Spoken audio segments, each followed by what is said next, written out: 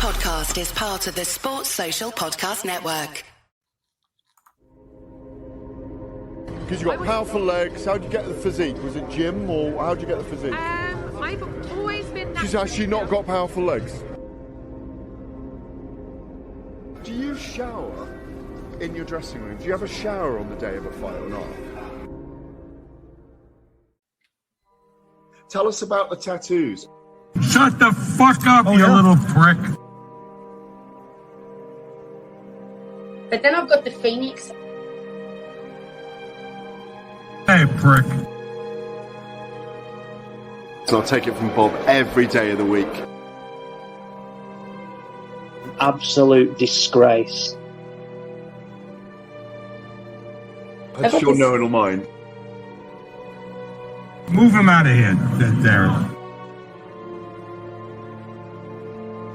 Ricky Hatton didn't go over for his fighter because he risked getting abducted and sold into sexual slavery. I never said that. Both have been rape victims. I'm not watching Frank Buglioni live on Saturday night. You're out of your mind. Jesus Christ, get yourself a life.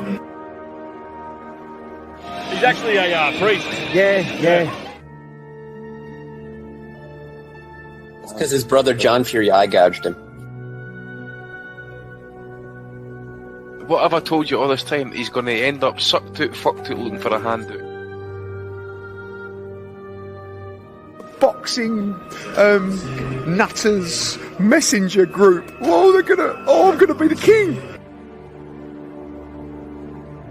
J-Pump. You know what I'm saying?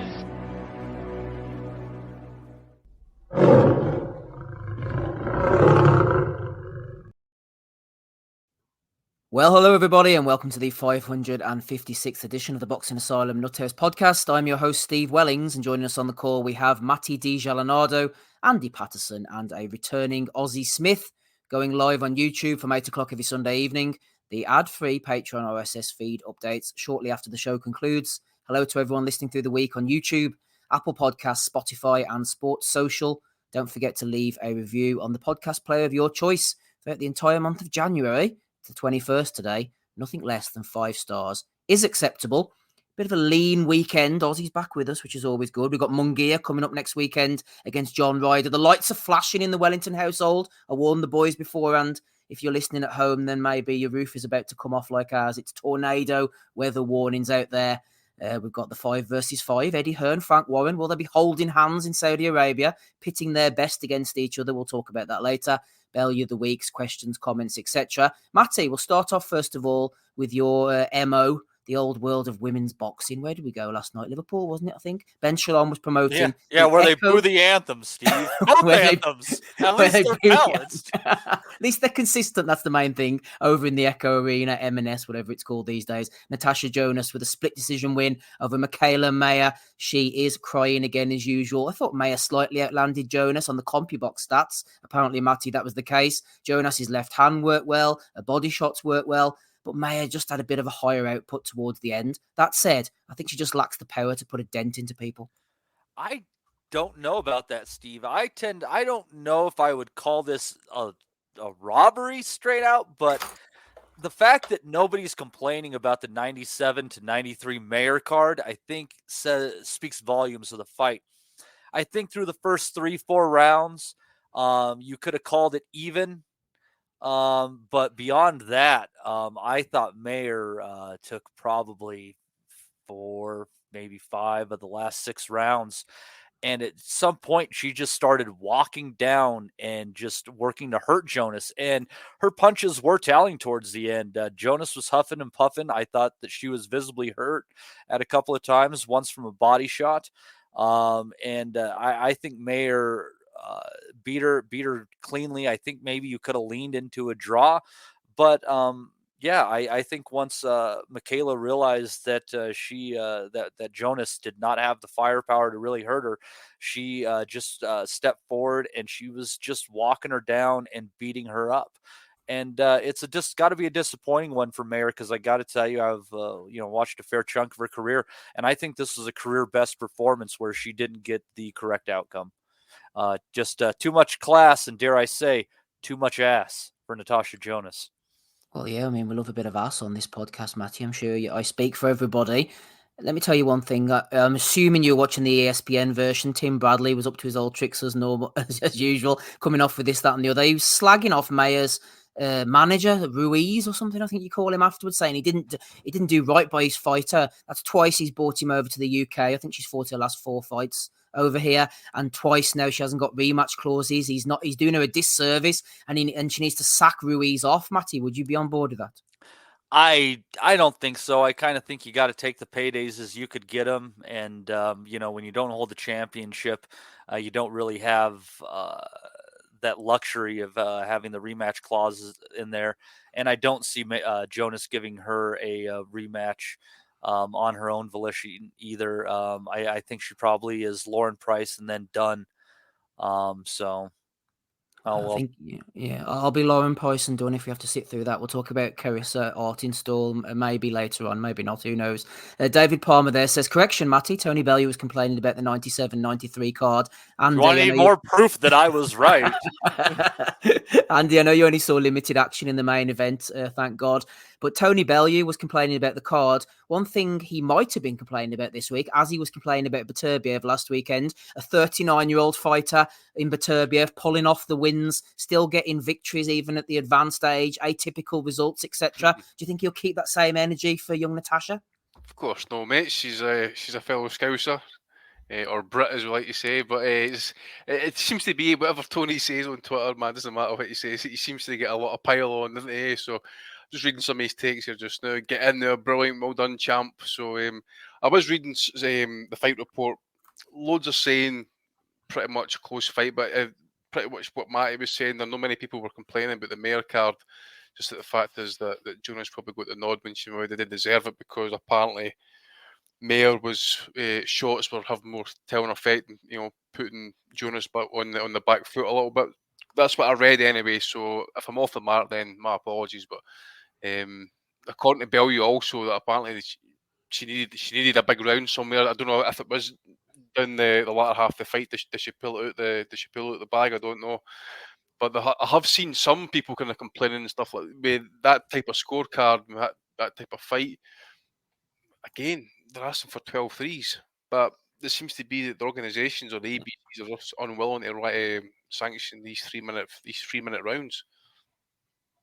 Why is that? I mean, are we still going by the medical thing, or would you have 3 minute rounds, Andy, if you could? Yeah, without doubt, I would love to make it 3 minute rounds. It's not that he'll watch them, but he thinks that there should be 3 minute rounds. Well, I think it's the usual issue, isn't it? I mean, if you actually sit and watch a kind of top end women's fight, you're like halfway through the round, the next minute the round's over. I just think I'd like to see a wee bit more action. You might get a wee bit more knockouts at the top level on that as well. Instead of these, you're basically picking fights all the time. You just pretty much know at that level it's going to go the distance. Well, and do you think that Jonas would have won that fight even if it was 12-2s? Do you think she would have won any of the two if there were 2 more rounds? I don't know. I never seen the fight, so I can't really kind of properly comment on it. I just can't. I mean, she was puffing far more than Mikaela was at the end. Well, there you go. So then, if it was 12 threes, surely then by the 9th or 10th round, that would have separated them. Exactly. And we wouldn't be having this argument. Exactly, and then it would probably separate the fact that Mayer was the better fighter. She stopped the lassie possibly, and then she moves on. Clearly, nobody's did that. We've got a dispute here about bloody scorecards again. Well, we do like it. We do like an argument and a debate on here. And she looks great at the weight. Scorecards again, though. The British scorecard again, though, mate. You know what I'm saying? Mm. She looks great at the weight, Matty. I thought so too, man. I do like a women's weigh-in. Not so much the fights, but the weigh-ins are quite entertaining. Yeah, fantastic. She looked good not only in the ring, but out of the ring as well. Yeah, you got to love some Mikaela. Yeah, Ray says whatever about the result, robberies, etc. One fact is you wouldn't kick Mayer out of the nest on a cold winter's night. It's a cold winter's night tonight, Mikaela. She's in the UK. Just saying, Ray. Just saying. Des has queued me up here, Ozzy, for my next point perfectly, as he tends to do so. He says, hard fight to score. Close rounds have to go one way, which explains a 4 or 5 round swing. Mikaela Mayer had energy and was aggressive. The slower pace of women's boxing flatters counterpunchers. Close fight.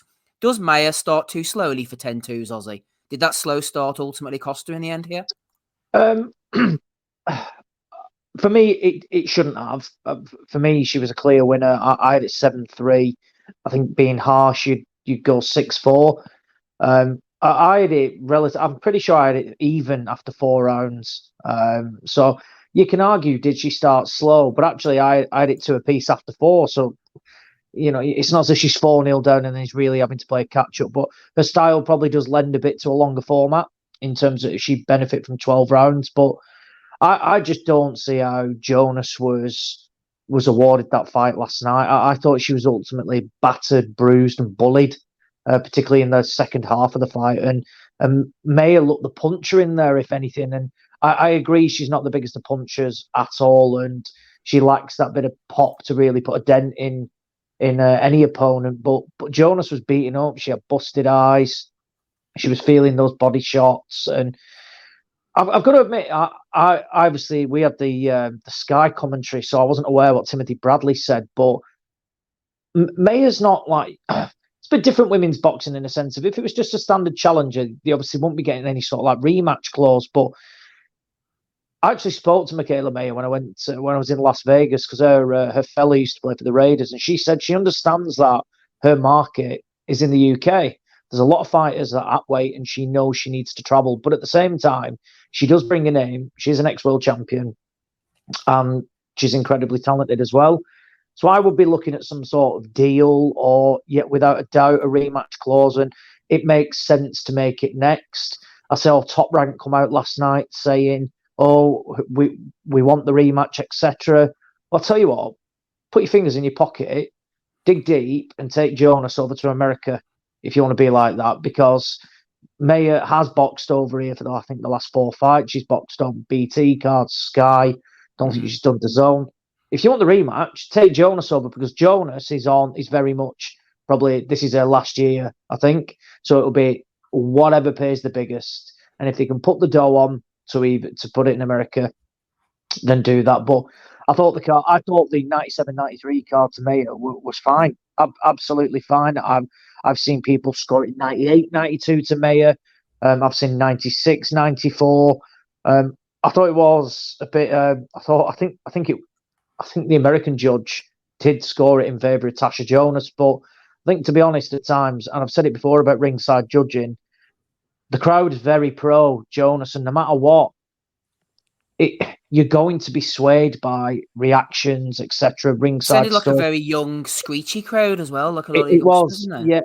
yeah, it was, yeah. And for me, it was just.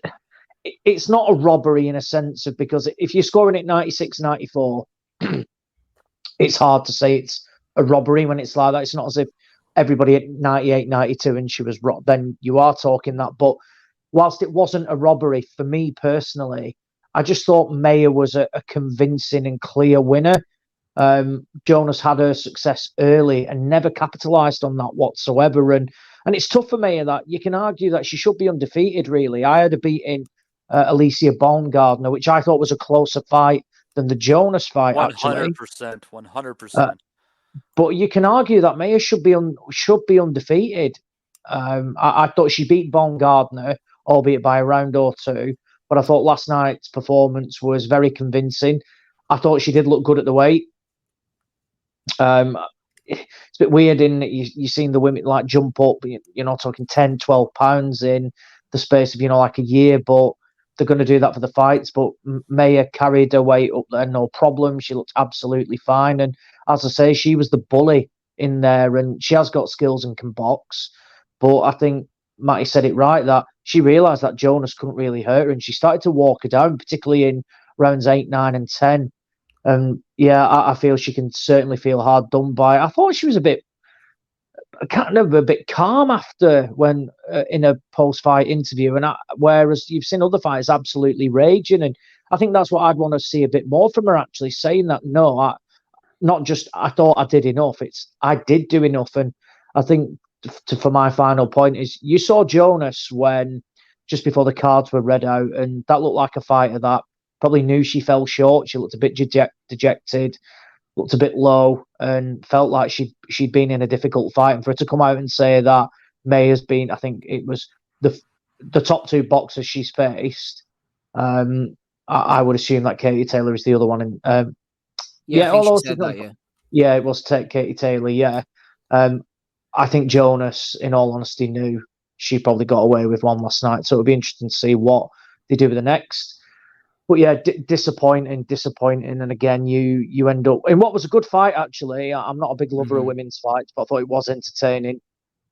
But all in all, we finished the point of talking about judges' cards again and how they've ruined another opportunity for a fighter.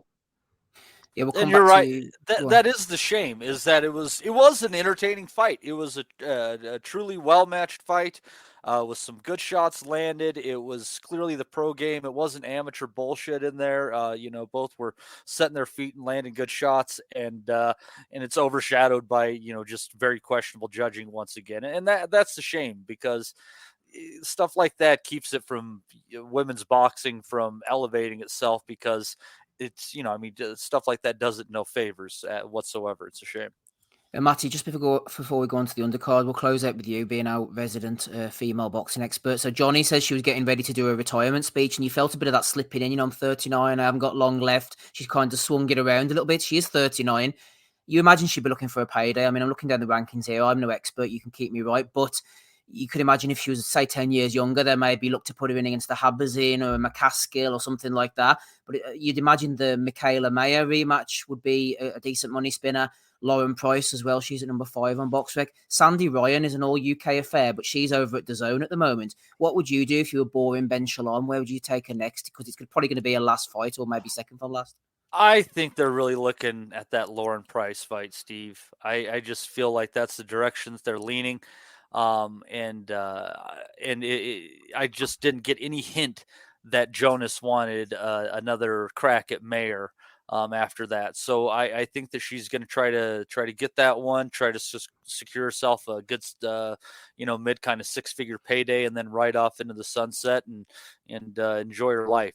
That's my hunch. It's just Lauren Price and then done, unless maybe she loses in a close fight, or maybe even wins in a close fight where people were entertained, in which case there might be enough interest for a rematch. But I think at the age of 39, you can definitely see that she is slowing down, and it's probably time to call it a day. But if she can get one more good payday out of it, especially considering you're not taking the damage in the women's side of the game that you are on the men's, I think she should try to get herself another payday. But if she wants to do the right thing, that payday will be a rematch with Mikaela Mayer. Do the right thing, Natasha, says Matty. Do the right thing. Do the right thing and hit the thumbs up if you're listening in the old chat there. Ozzy, onto the undercard, Tim Bradley again. He was referring to the rematch between Cullen and Zach Chelly at the end, and he said, I hope both of these guys have got day jobs, which was a bit of a disparaging comment from old Tim there. But Cullen came forward, hands held high. Chelly pretty much outboxed him. I thought the scorecards were quite close, to be honest. One thing I do want to pick up on, though, you feel free to talk about that as well. Carrie Sartingstall, 8 rounds. She's a feather duster woman, quite a close one against Furtado. I'm not interested in this fight whatsoever. I know that she, her and Lauren Price are the kind of friendly lesbians next door, and they fit the bill and all this type of stuff. But Mark Jeffers, lesbians next door. Mark Jeffers against Jermaine Brown.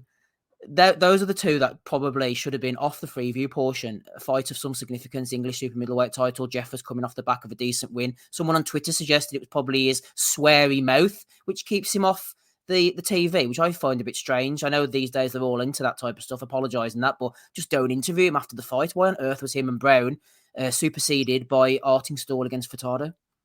I have no idea. I criticised this last night when I found out that the Jeffers fight had been pushed back to 5:30, and I thought that is a competitive fight for an English title.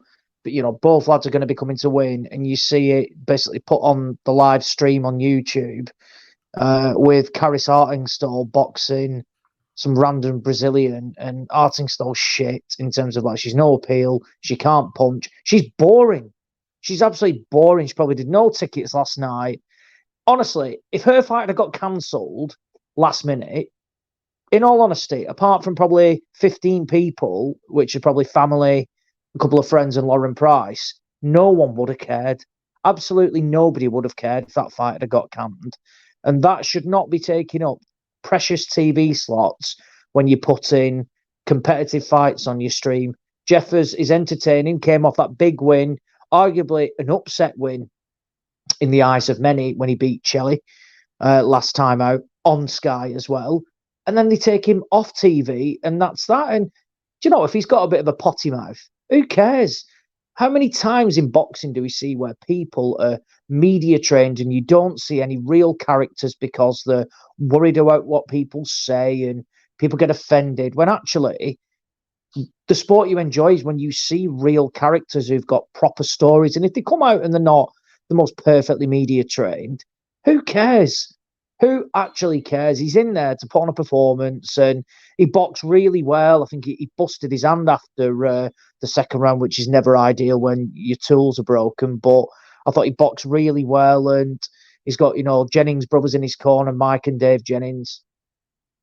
And he's got a bright future, and I just can't understand the logic, aside from the fact that Sky have ploughed money into signing Artingstall and Lauren Price as a duo, and they're going to get him TV time. But look at your market. What is your target market? Viewers and people at the moment just do not care about those. If they're retired tomorrow, I'm not going to be any worse off from thinking, oh, what a blow to Sky that is. It's not. It genuinely isn't. And it's not a case of, you're being offensive to women's boxing. It's nothing to do with that. They are just boring to watch. Like last night, Raven Chapman boxed this Dos Santos Furtado last time out, and I actually like Chapman. I think she's quite entertaining. But what she does is she plants her feet and looks to tee off, and she has got a bit of a punch. And that Brazilian was relatively tough last night, but Chapman, pretty sure, dropped her. And just the 2-minute rounds do kill some of your more heavy-handed fighters in the sense of when they get on top, the bell rings. But for Artingstall, it was just bland.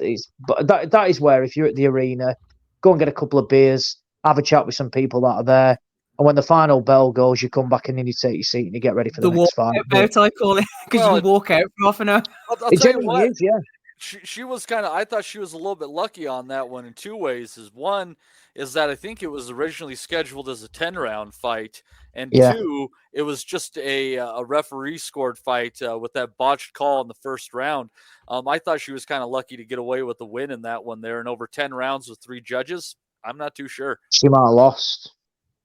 Yeah, she came out and said, she needed that sort of fight. Well, I'm thinking actually Chapman was levels above and has had, I think, similar amount of fights. And you're thinking if you're struggling with her, then you're not going to go very far anyway. So, no, I just don't understand it. I thought it was really poor scheduling, and we've always called for, more competitive fights to be on TV, and they usually produce the goods. And look, was there a stoppage in the Jeffers fight? No, but it was entertaining. It was, 2 solid operators at English level. One's going to go on a lot further. Jermaine Brown will still hover around that English level and will come again. I just don't understand the logic, and we'll come on to it after. But where you're seeing, obviously, Matchroom and Queensbury working a hell of a lot together, Boxer and Sky are being frozen out, and they're putting on trash like last night, and they're going to really, really struggle, and they don't help themselves with scheduling decisions like that. It's not just about the name, it's about the competitive nature of the fight, and they got it wrong for me. They really did. Aussie sudden returning, says Alex Bellotti. He's back with a bang. Andy, just to switch over, I know you didn't see too much of the undercard, and Mark Jeffers' potty mouth put me in mind of some famous post-fight interviews. Obviously, we had the Ricardo Mayorga against Vernon Forrest when Larry Merchant offered him a cigarette and lit it up for him in the ring. I don't think you'd see that in boxer. We had Chris Arreola after Vitaly Klitschko beat him, I think it was. the F this, F that. They told him off. And then David Diaz was one of the crackers, wasn't it, against after Manny Pacquiao? He was just so fast, Jim, so fucking fast. I thought him and Freddie were fucking hitting me in there. But was it the Big Nips? Did you have another one recently when he says he can suck my motherfucking dick or something? Oh, yeah, that's right. The judges could suck my motherfucking dick. Big James Tony, I got milk, baby. I got milk. Get Jeffers on, man, for goodness sake, Andy. That's what I say. The Can Man speech, you got that one. Oh, yeah, right, that was good. You got Davis, just weeks after shooting, talking about there's no safety on those Glock. No safety on that Glock. That was and then Jim Gray doing a what is it, the bomber tattoo on his back kind of speech. Jim got offended, didn't he? Yeah. What else we got? It's after the watershed, though, isn't it, Andy? Man, that's what I don't understand. I don't know why they're apologising for it. How many kids do they think are watching it? Who is actually? How many kids, let alone how many adults, are watching at the moment? I was trying to think of one with Lennox Lewis, but then I remember it didn't happen in the ring. It happened at a press conference. I think it might have been before the first Rackman fight, or maybe it might have been the rematch or whatever. That I think they were kind of like trying to insinuate that Lewis was gay. And of course, Lewis is like, you send your sister or something like up here, your wife, and I'll show you. I'll do it right here or whatever. That's like fucking hell, man. Lewis going all in here. Well, and I mean, you say that reminds me of Mike Tyson talking about eating Lennox Lewis's children, or his, just many interviews and press conferences. Like I'm gonna fuck you till you love me, et cetera, et cetera. I know it's a modern era and shit like that, but in such a testosterone-driven and violent sport, I think worrying about the words they use afterwards is kind of excessive.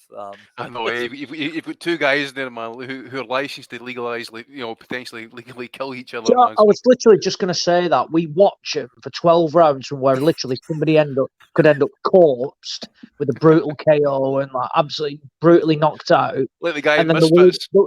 Then they're worried about what they say at the end of it, going, yeah, fucking hell, it was a great win. Oh, sorry about that. Sorry, you shouldn't be doing that. But then 10 minutes before that, you've got somebody absolutely done in the ring, which is arguably worse. Behind them on oxygen while they're apologising. Exactly, yeah. But they're worried about a few... like I said, it just removes all natural characters and stuff like that. They're bothered about what they say. Box Nation used to be fantastic for it because ultimately it was no holds barred on there. It was, what you were doing, and they could say whatever they wanted. Then BT got involved, and again, they started apologising for everything. They need to realise, like you said, after the watershed, people do not care. They do not care about it.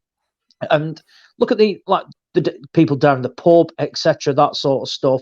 You think people don't hear swear words or almost on a daily basis and say it, yet they think they're going to get offended because some boxer who's on a real high, if they've had a massive win, says a couple of words that they shouldn't do. It's absolute bollocks, basically. It's just people getting offended on behalf of other people who like to get offended.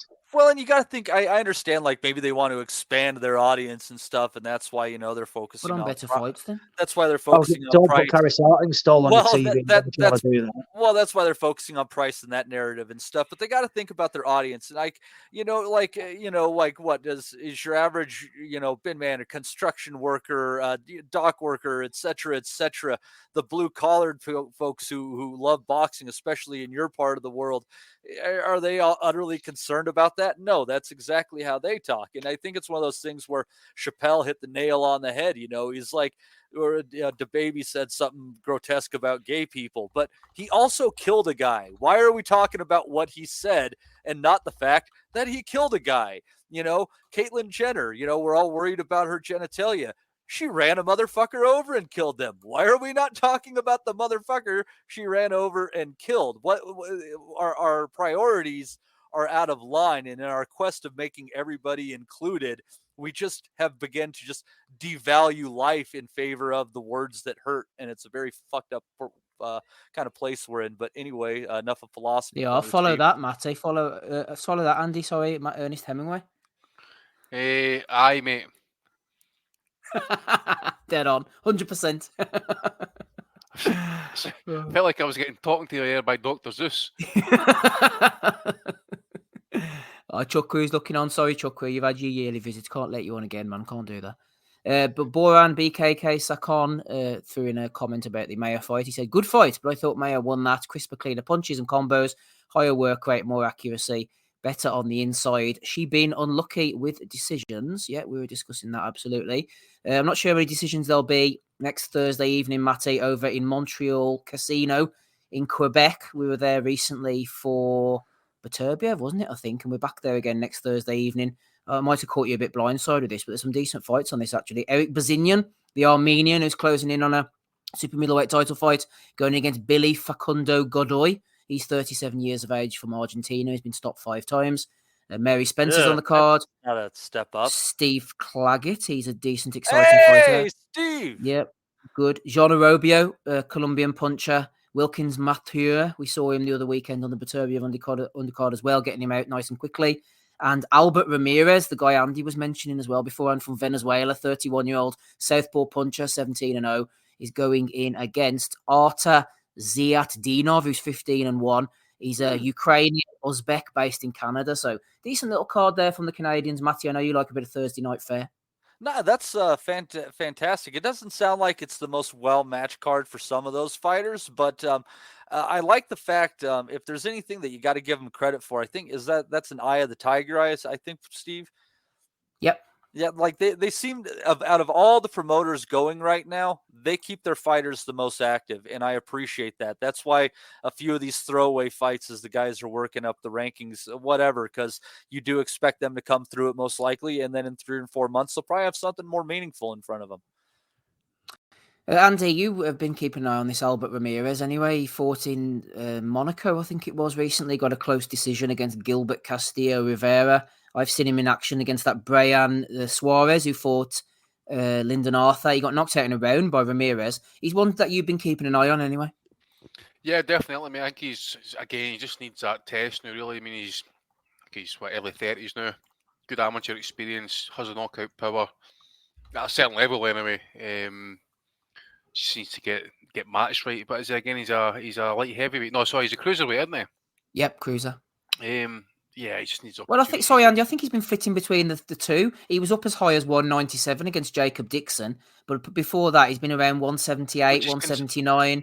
Which is a wee bit of concern, actually, to be fair. Because, I mean, he's dropping 20 pounds at 31, 32 years of age. 187 early his career. I think he's keeping busy with cruiserweight fights, but I'd say he'll boil down to light heavy for the right opportunity. Well, for the right opportunity, that might come at a cost as well.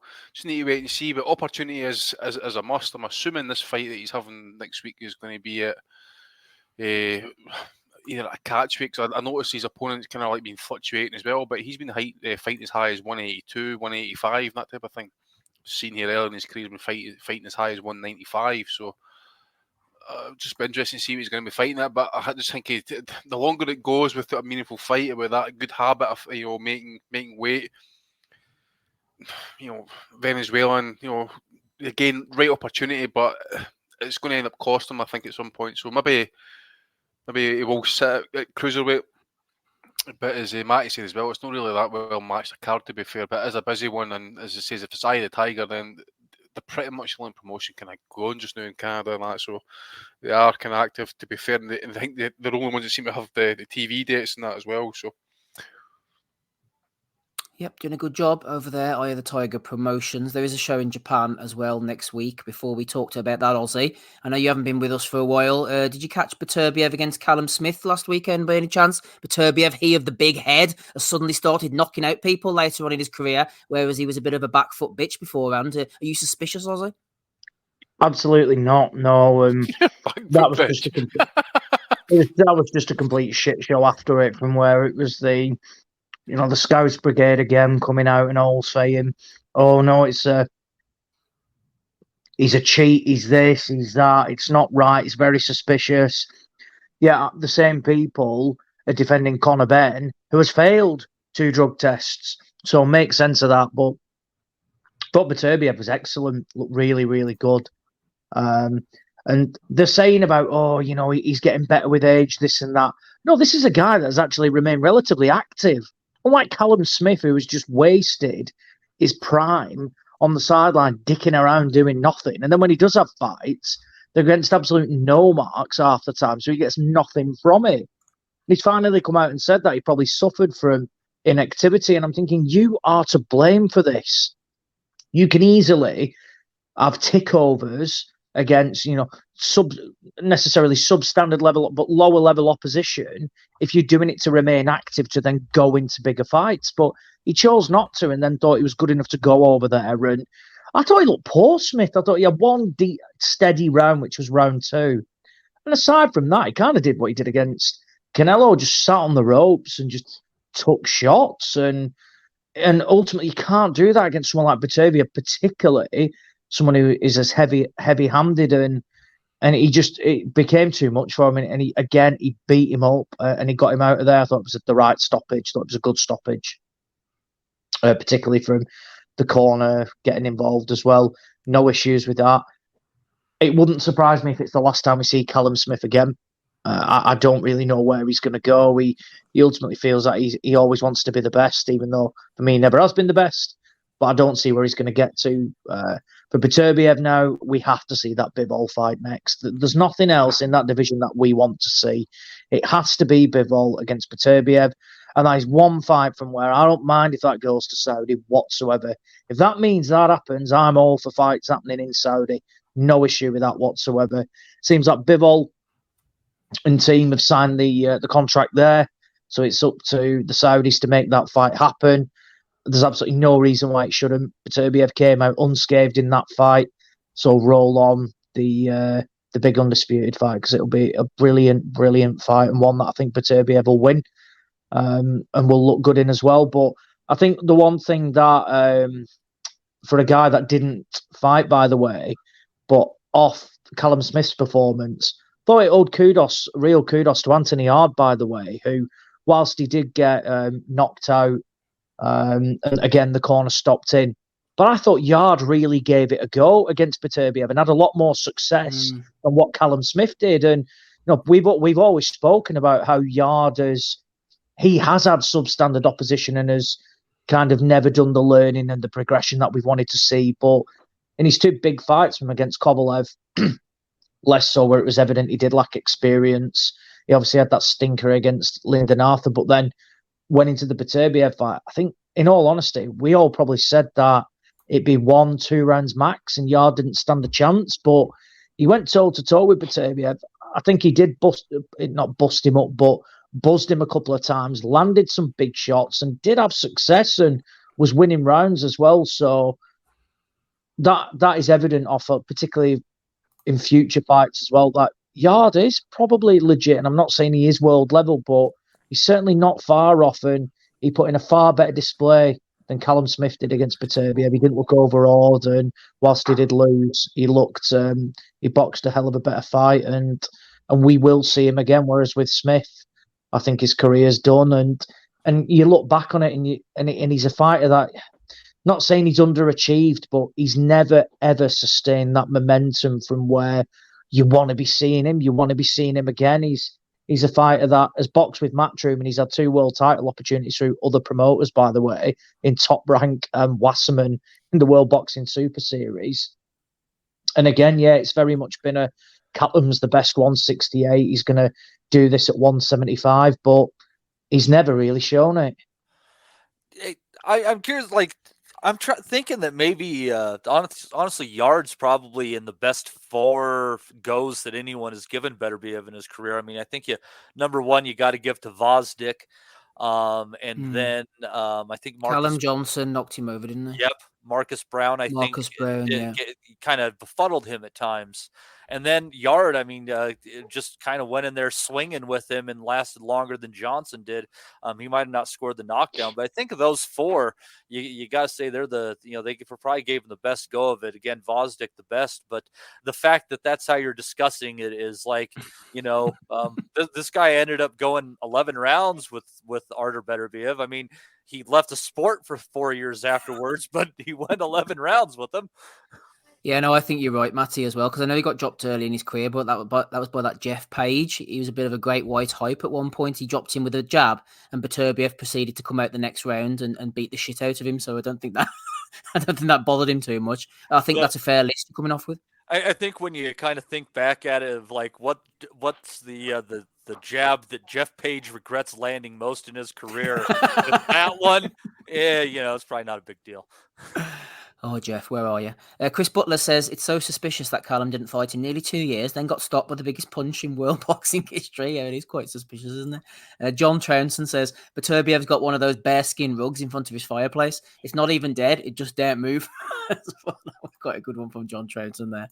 A little joke there. But a few lols for you, Jason Chukwu, joining us on this Sunday evening. Is it 2 weeks in a row or 2 out of 3 or something? No, You're back with... It's a record. Can you hear me? We can hear you, yeah. You must have nothing better to do with yourself. I agree with Ozzy. Yard did better than Callum Johnson, but I thought, I don't know, maybe it's because when I was scoring the fight, I only really gave Yard one round, but he gave it a go. But out of the Brits, Callum Johnson did the best. But I just want to talk briefly about the card yesterday. Obviously, I missed it because I was out, not because of a shift. Just I was out doing whatever in it. I was meeting up with some girl, whatever. It's irrelevant. But the point is, like, Eddie Hearn's missed on Sky. Like the presentation, like I don't know. Ben Shalom's a bit like me, innit? Like he's a bit drowsy, like. It's not Eddie Hearn, because obviously I was catching up on the cars last week that I missed from 1920. Like, one thing you got to say about Eddie Hearn is he gives energy. I mean, like, with Hearn, Okoli was a world champion, and then without Hearn, he's fighting in his opponent's backyard. If Okoli was still with Eddie Hearn, there's no way he would have fought in against Chris William Smith in Bournemouth when he's got the belt. Come on, man. That's Eddie Hearn would have patterned him with like brown paper notes, like would have patterned the judges and that. It's just not the same without Hearn, like personally, the presentation. But that's all I really wanted to say in it. Like I missed the Jonas fight, but all I have to say is like Mayer, like she didn't even look. I know you should never ever judge it on faces, but like, I mean, Natasha Jonas looked like she got beat up by Chris Brown, innit? And like Mayer just looked like she slipped and fell, innit? But like you said, you can never. Do you think Jonas has a loser's face? Do you think Jonas has a loser's face? Yeah, definitely a winner. But you can't judge fights on faces, innit? So you know what I mean. And what about Shalom? Shalom lacks your charisma, then basically. Yeah, like he's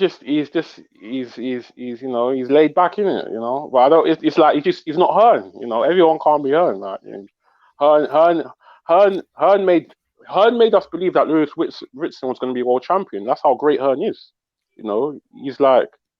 He can make shit happen, He's a bit like Dr. Dre. He can make shit happen. Like, he can hypnotize people. I don't know, He's a bit like, he's a bit. Can you produce some magic, innit? But that's what I really wanted to say, innit? Just like the Jason, energy, I've got a question for you, mate. Yeah. Did you just come on here to covertly tell us you got your hole last night? The what? Did you just come on here to covertly tell us you got your hole last night? You got a woman last night, Jason? That's what you slipped in thinking we wouldn't notice. You were bragging. No, you. No, it's not. Top shagger. No, I'm not. That's not a woman. No, I'm not saying no. I'm just saying that. Don't worry. Well, we're not judging you, brother. We're not judging you. No. Secret's safe with us. Nobody listens to the show. Anyway. No, I know. Shout out to Rainbow Step, but it's the Asylum after all, mate. I wasn't saying that, innit? But I ain't got no problem with them, innit? Like, I watch funny stuff, but in real life, I'm not really on that, innit?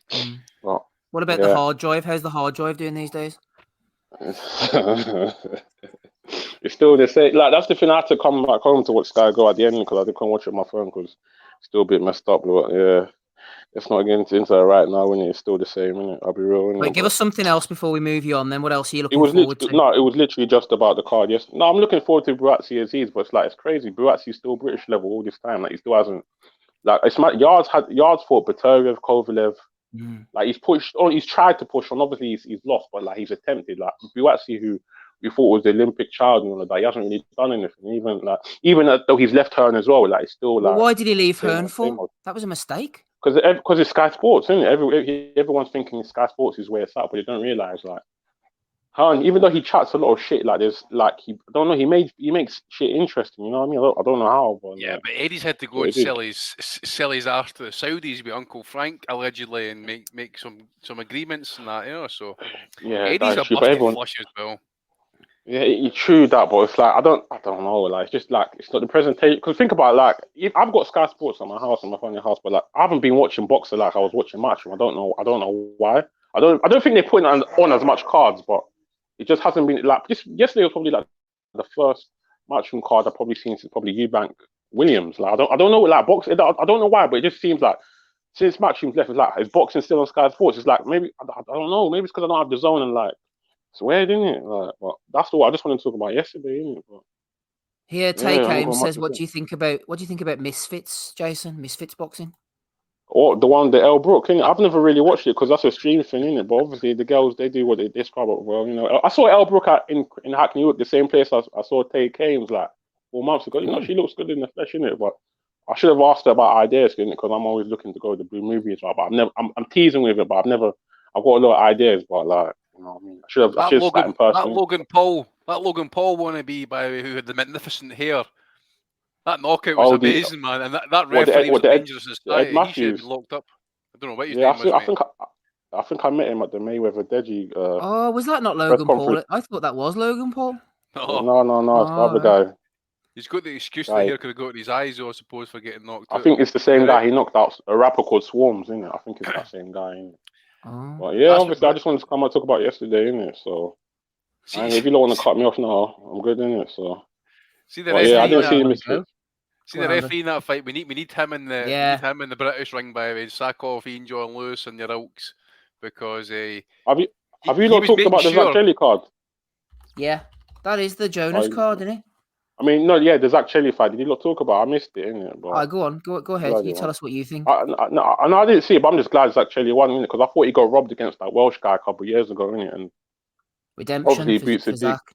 He beat Sadiq, and obviously I like Sadiq from Nigeria, innit? But he's retired now. But yeah, I always like Zach Jelly, innit? His dad talks a lot of shit, but you know, it's part of the game, innit? But it's good that he won, innit? Because apparently he got shafted in the first fight, but yeah. Mm-hmm. Right, Jason, that'll do. Thanks for coming on, and thanks for being in the chat nice and early as well. Appreciate you. Yeah, no. Yeah. Be well, Jason. Bye. Yeah. Jason Chucker, everybody. Enjoy it. We're offering him a home on this Sunday evening. He's doing his best. We gave him a reason to stay awake. I'm happy. Exactly. Reason to live.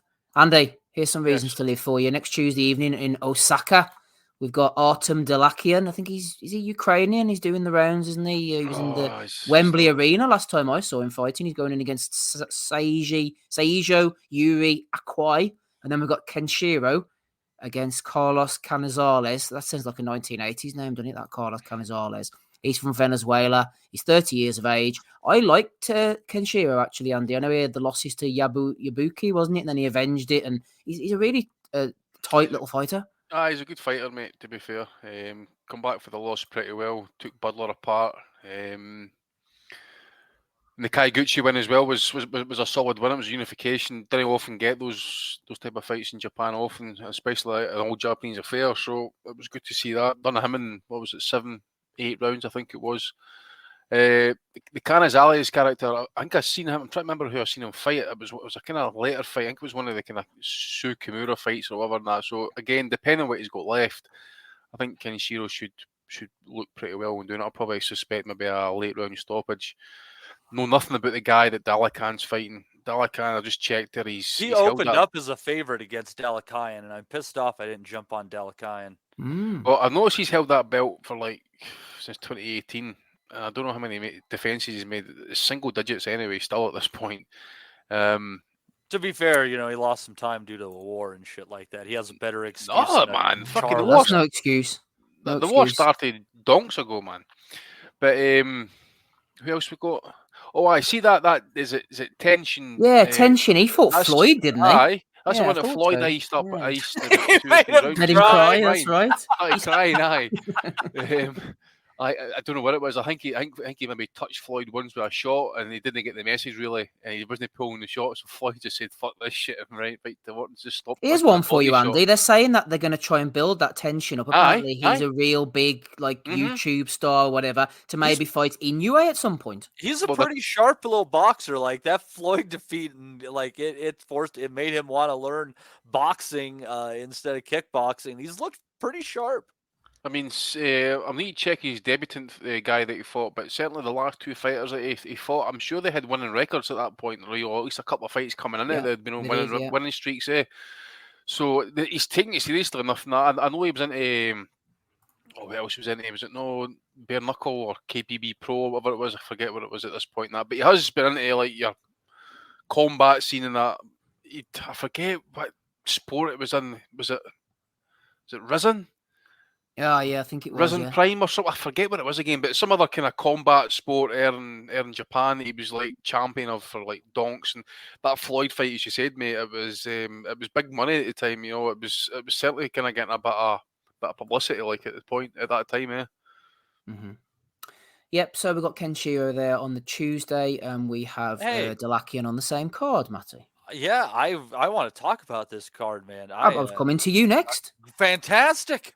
I'm glad you like Kenshiro, Steve. I do. But I don't think you passionately love him the way that some of us have grown to love Kenshiro Terashi in recent years. He has the style of a kangaroo, I think, the way he sort of bounces up and down with his little hands out and all. He moves, he's always moving. He's got a funky rhythm to him. He puts his punches together well. He's a great come forward fighter. He knows how to extend his jab very well, a la Golovkin, and sets up his shots rarely in anything less than an entertaining fight.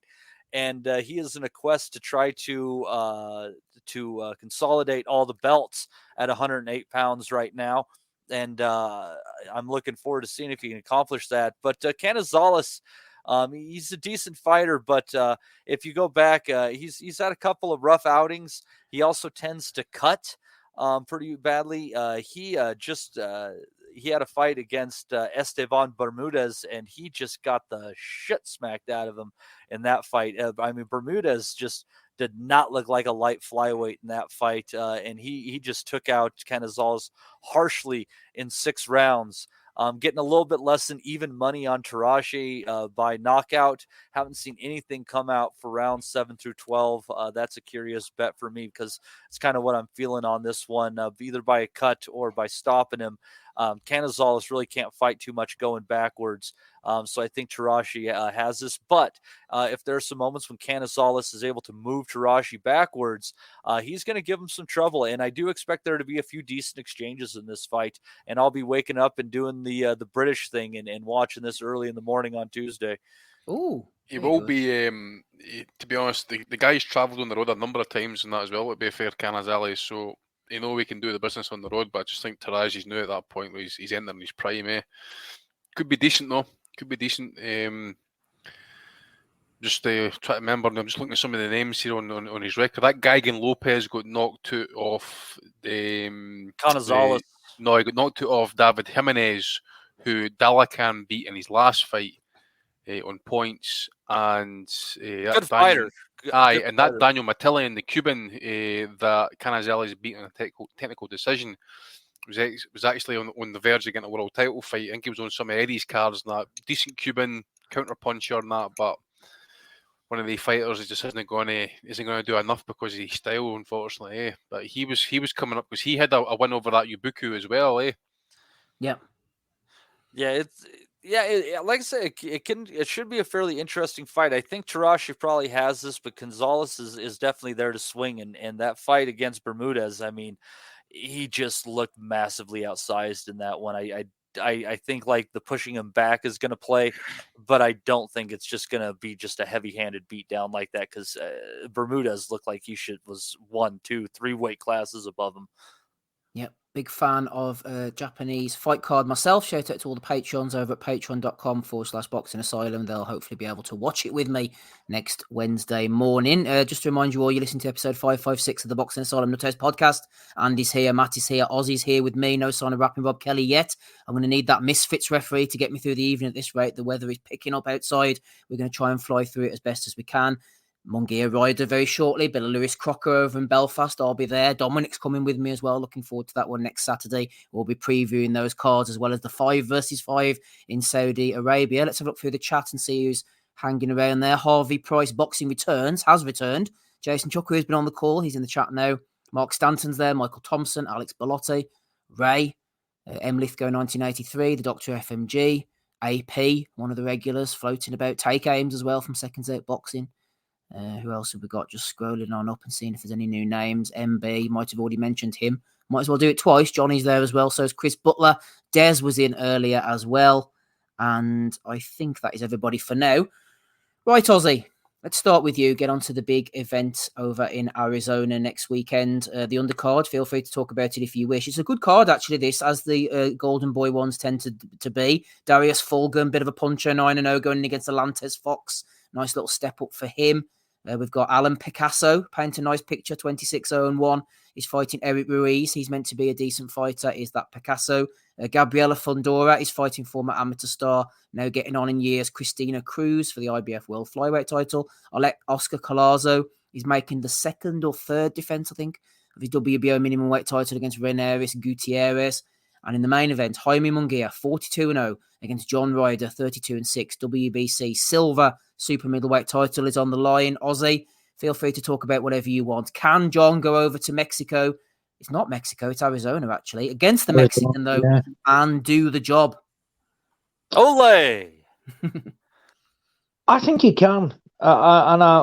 It's tough because you're always slightly biased to somebody who you know when you get on with. But, yeah, I really do believe. I think he can go over there and do that. I think if you look at essentially, realistically, bar the Canelo fight, since he's moved up to super middleweight, John has not really looked out of his depth against anybody. For me, I think we all agreed when he lost in inverted commas against Callum Smith that he won that fight. And then he's had wins against Danny Jacobs, which I did think was favourable. I had Jacobs winning, but at the same time, he wasn't outclassed by Danny Jacobs. He beat up Zach Parker, and then look, he gave it a go against Canelo. Fell short, but there was no shame in that. He went over there. He didn't just cover up and just decide to basically try and coast. He did try and ultimately was outclassed, but Canelo's done that to everybody. I think he'd be going over to Arizona. He's had perfect notice. He's wanted this fight for a long time.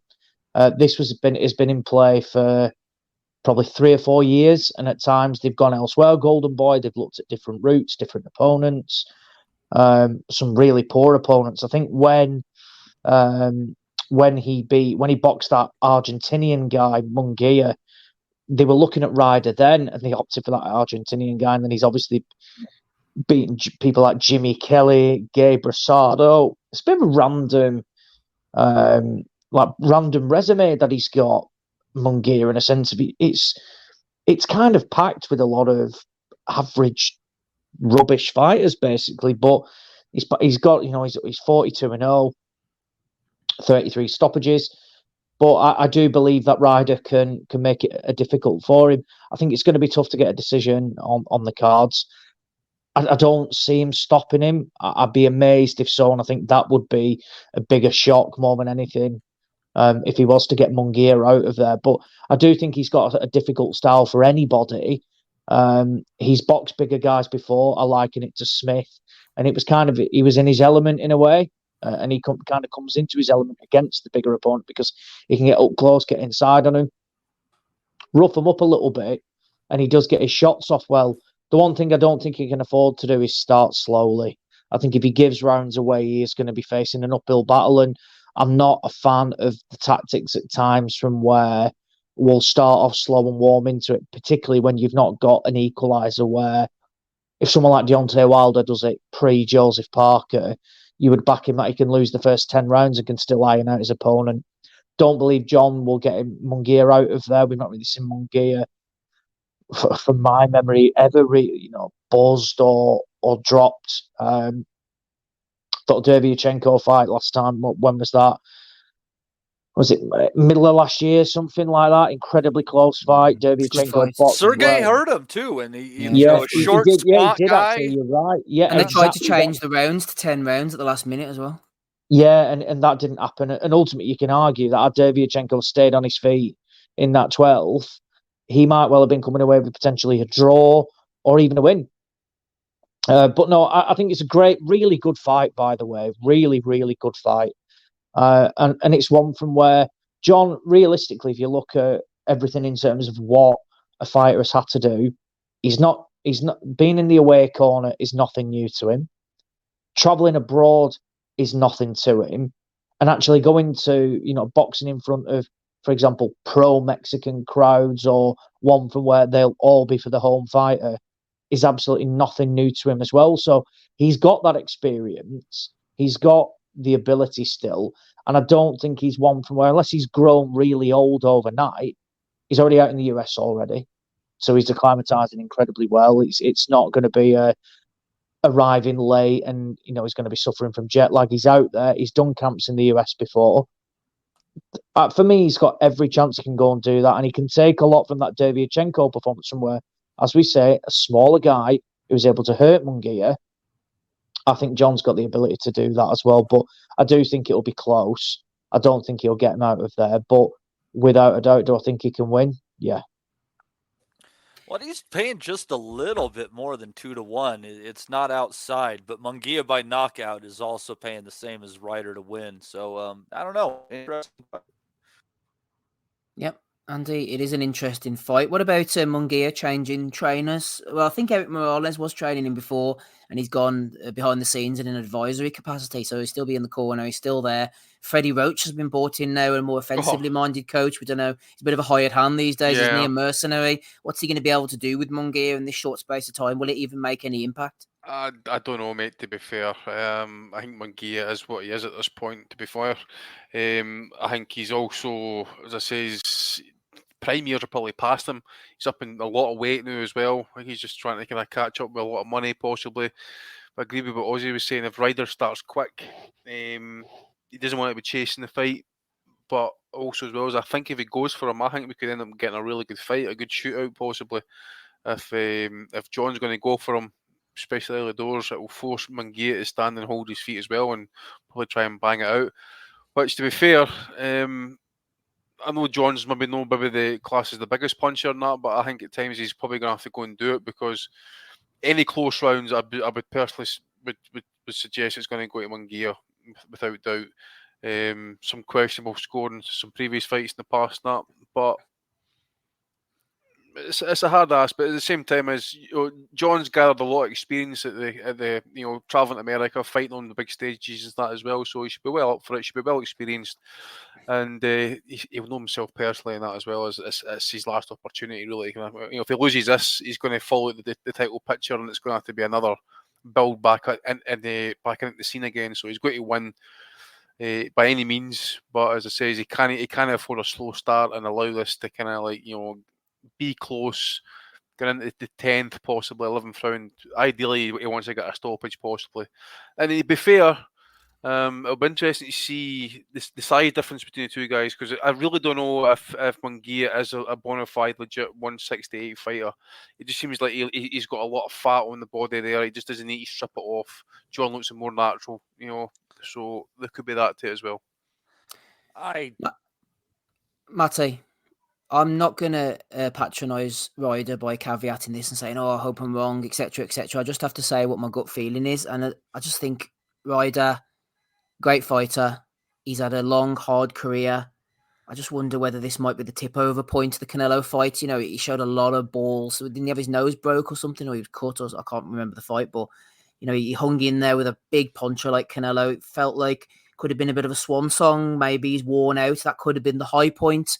I know only Nick Blackwell has beat him inside the distance. I think it was by accumulation, and he's a tough guy. But I just think with those high hands, Munguia gets a bit of momentum, hits him to the body. Maybe it could be a body shot. I just have a feeling that Munguia is going to stop him. Man, Steve, I'm a little bit torn on how this fight might go. And let me say to John Ryder, I mean, you got to give him some credit. You can't say that it's not that if Munguia wins it, it's because John Ryder didn't want it. I mean, he got the Canelo payday. He could have rode off into the sunset, no problem, and nobody would have faulted him for it. That's the kind of money that you can invest in, and you've got a life for your family, no problem. But sometimes in life, we just get bit in the ass when we go a step too far. And you think about his path there. It was a hard path. He got the wrong end of a bunch of stuff. And then he ended up being on the right end of what a lot of people thought was the wrong decision against Jacobs, which also ultimately landed him the Canelo fight. So given that, that great fortune he had that got him that payday, maybe it was time to call it a day. Maybe this is the step too far. A few years ago, Ryder would have been a hell of a good test for Jaime Munguia. And I think that Jaime's not getting a ton better, but he has gotten better. And I think a few years ago, I think, Ryder just might have given him his comeuppance, especially considering what Derevchenko did as a smaller fighter. I agree with that. Coming behind a high guard with some weird over-the-top angles. I think there's a lot to say there, but I just kind of like you, I get the hunch that this is one fight too many for our friend of the pod, Mr. John Ryder. And unfortunately for that, I think I'm going to have to go by Munguia late. And I think it's going to be I don't think it's going to be a single shot or anything. I think it's just going to be an accumulation of punches. I think 168 is a weight where Munguia is going to have a good motor, and he's not going to be drawn, because we've saw him at 154 originally doing well there, kind of got worn, and 160 he did okay, but it still wasn't quite there. I know it's saying a lot like, oh, but this will be the weight class. He's a big guy. I think this will be a much more functional weight class for him, at least against somebody like Ryder. But I do think there are some parallels, if he does not improve them, with Julio Cesar Chavez Jr., Steve, who, if you also remember, worked under the tutelage of Freddie Roach. And he might end up with an Andrew Fonfara moment coming here soon, but I just don't think it's going to be against John Ryder, unfortunately. If Belotti's opponents drag Sebastian Zabic out of retirement, Matty, we'll start ringing the bells. There you go. Alex Bellotti summed it up. He said, styles make fights. Ryder will walk into too many shots and be open for uppercuts and body shots. I think something like that. The body shots, the uppercut on the nose. He's very enthusiastic, Munguia. Once he gets a bit of momentum, he's hard to keep you off him. And I could just see that overwhelm and that accumulation. But then that's not me at the end of the day. I make bad predictions all the time. Stephen, I think it'd be a hard fight to make, given promotional this, that, and the other. But I really think that Benavidez against Munguia would be a freaking cracking fight while it lasted, but I think that's where Munguia would definitely take that L for sure. Yeah, well, they tried to put him in Golovkin all those years ago, didn't they? Which, in hindsight, turns out it was a bit of a clout chasing move, attaching his name to Golovkin, knowing rightly that fight was never going to get made, because Golovkin would have ended his career at that point. Yeah, there was enough in Golovkin, and he was a young fighter at that point in time. Again, he hadn't. I think the call on it was he hadn't yet fought an opponent who was ranked inside their top 20, so they couldn't feasibly put him in there with Golovkin, and that might have saved him. We might not be talking about Jaime Munguia today, where that fight accepted, especially because he was at 154 at the time, so that would have been jumping a weight class as an unranked fighter. So yeah, that would have been a hard one. Yeah, the Dr. FMG is right. Benavidez too big. Sorry, Matty, I'm not giving you much of a break here in between rounds, but did you manage to catch the Pro Box card on Wednesday? I actually watched it this week for once. Luis Feliciano, a 5-time Puerto Rican national amateur champion, 17-0, got iced by Mike Juan Williams, who was also undefeated, got dropped about 3 or 4 times in the end, heavily as well. Freudis Rojas got a points win. He's a bit of a puncher over Christian Baez, and then Gomez defeated Barrero. Did you catch anything of it? Yeah, I caught the very end of the fight when Gomez stopped Barrero, so I can't say much about that one. And then, God, remind me of the tall fighter's name. The main event, was it Williams against Feliciano, or was it Freudis Rojas? Freudis Rojas, yeah, because he's really tall for the weight. He's like a 6-foot welterweight. Yes, 6'2". Yeah, and I think that he's kind of hit a ceiling. He came into that fight, I believe, 12-0 with 11 knockouts, and that fight, those scorecards weren't fair. They were incredibly wide. I think that his opponent did far better than that. I think a draw should have been in play, not a wide victory for Rojas there. And he's one of them tall guys where you just you think he's going to get found out. And he's got a lot of similarities to the way he carries his hands to Fundora, and he doesn't have near the offensive tools that Fundora has. So I think he'll be meeting his end sooner rather than later in the ring as far as getting stopped. You just kind of see a big left hook taking him out, don't you? Mm-hmm.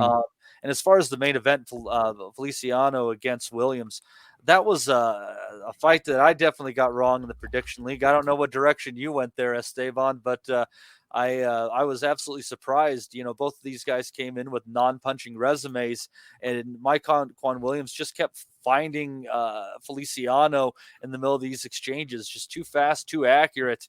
But it was a damn entertaining fight, and what I thought was another quality card from ProBox. They continue to deliver, and they're definitely going to be filling a space that I think ShowBox left behind. Well, they're filling a community space as well, because apparently the guy who runs ProBox TV is some kind of multimillionaire, and he also owns the, the venue that they fight at, the White Sands Event Centre, Plant City, which is also doubles as a drug rehabilitation centre. Nothing weird going on there. A few crackheads wandering into front row. No, that's a great thing, is you get these guys addicted to steroids during their careers, and then when you're done with them, you get them in there for rehab. It's a hell of a scheme going on there. I like it. Very evil genius. But he's putting on good fights, so much like His Excellency. We'll just let him get away with this shit. Yep, shout out to His Excellency. No, I can't say that. We'll end up getting sued. Nobody's doing any weird shit. Right, let's go over to Belfast as we promised earlier. We've got Lewis Crocker in the main event. We'll go to you, Ozzy, actually. So I'm looking at the undercard here. What am I going to be served up? Oh, Connor Walker there, I think, didn't he? He's from Wolverhampton. Might have a chat with him afterwards. But the Wolverhampton scene, we've got Giorgio Vizioli, Emmanuel Buttigieg. He looks decent. Siobhan Clark against Tommy McCarthy. Tommy keeps on getting the opportunities. Paddy Donovan against Williams Andres Herrera. You would imagine they're looking to set up the winner of the main event, which will probably be Crocker against Paddy Donovan. That'll be a cracking all-Irish affair if they can get that one made. As for the main event itself, Jose Felix is riding high. He's a bit of a puncher. Banged out Gary Cully unceremoniously in Dublin, but that was 2 weight classes below. They've dragged him up from lightweight up to welterweight, or from super lightweight up to welterweight at least. So at least he's coming up 1 class, although he has fought at lightweight most of his career. He's lost in the past, I'm pretty sure. I was at the fight at the Falls Park against Tyrone McKenna. So we know what his level is. I think he's dining out on that Cully win. He's coming up. He's going to be too small. And I think Crocker's going to make mincemeat of him in the first 4 or 5 rounds, Yeah, I agree. I like Crocker, by the way. I think he's very good. Hits hard, and I think his record suggests as well. I think he's one of those that when people will come at him, he will wipe them out. Was disappointed he didn't get Tyrone McKenna out of there. Did everything but? Yeah, he did. Yeah, he battered him basically, and that's what you want to see from fighters. Sometimes just go through the gears, get him out of there. He had everything going for him in terms of getting him out of there, and he should have done. But look, McKenna's a tough guy. He can take his shots, etc., that sort of stuff. But I think this Felix guy is one from where he's going to come in and he'll get folded by Crocker. I think Crocker will tee off on him. Ultimately, will have it all of his own way, and we'll get him out of there, and we'll look really good in doing that as well. Paddy Donovan, big talent, a lot to like about him. I think he's trained by Andy Lee still. I think I'm right there. Yep. So obviously Andy Lee flying high at the moment with that big win in the corner of Joseph Parker. Paddy Donovan, huge talent, has looked really good in pretty much every fight. Great win against Danny Ball back end of last year as well, and battered Sam O'Maison. They're matching him quite well, actually. I like that. I think this guy is your typical, right, we'll start getting a couple of Argentinian, Mexican opponents coming in, ones that won't necessarily roll over after 3 or 4 rounds and have got the ability to take the shots as well and soak it up. But I think not a statement if he gets this guy out of there, but I think it will be impressive if he can, particularly early, and it will show that his power is well and truly legit, and he's got from where even against guys who are typically used to soaking up shots, he can still get them out of there as well. I think Chef Clark, Tommy McCarthy, this is a good fight. This, if you look at it, Clark has only had 7 fights as a pro. I don't think McCarthy is the best. But he's operated at decent domestic level. He's boxed for European titles, albeit he's fallen short in fights. But he's had the experience of going in with higher level guys. He's talented, Tommy, when it goes his way. Yeah, he always seems like a guy that he gets into. It's like a bit of cruise control, really, and always boxes within himself. But I think he's got the ability from where he's certainly better, mate, than going in the away corner against Clark, who is kind of a prospect in a way, 7-0. McCarthy, bizarrely, from Ireland, but he's in the away corner. This is a good fight. And I think if Clark goes out, I think if Clark can stop him, that'll be really impressive. And I think, a wide points win will be very good as well. But I don't think McCarthy will win, but I certainly think he's got it in him to make life difficult for Clark. I liken it to, I can't remember who, it was another Matchroom prospect who he chucked in with somebody.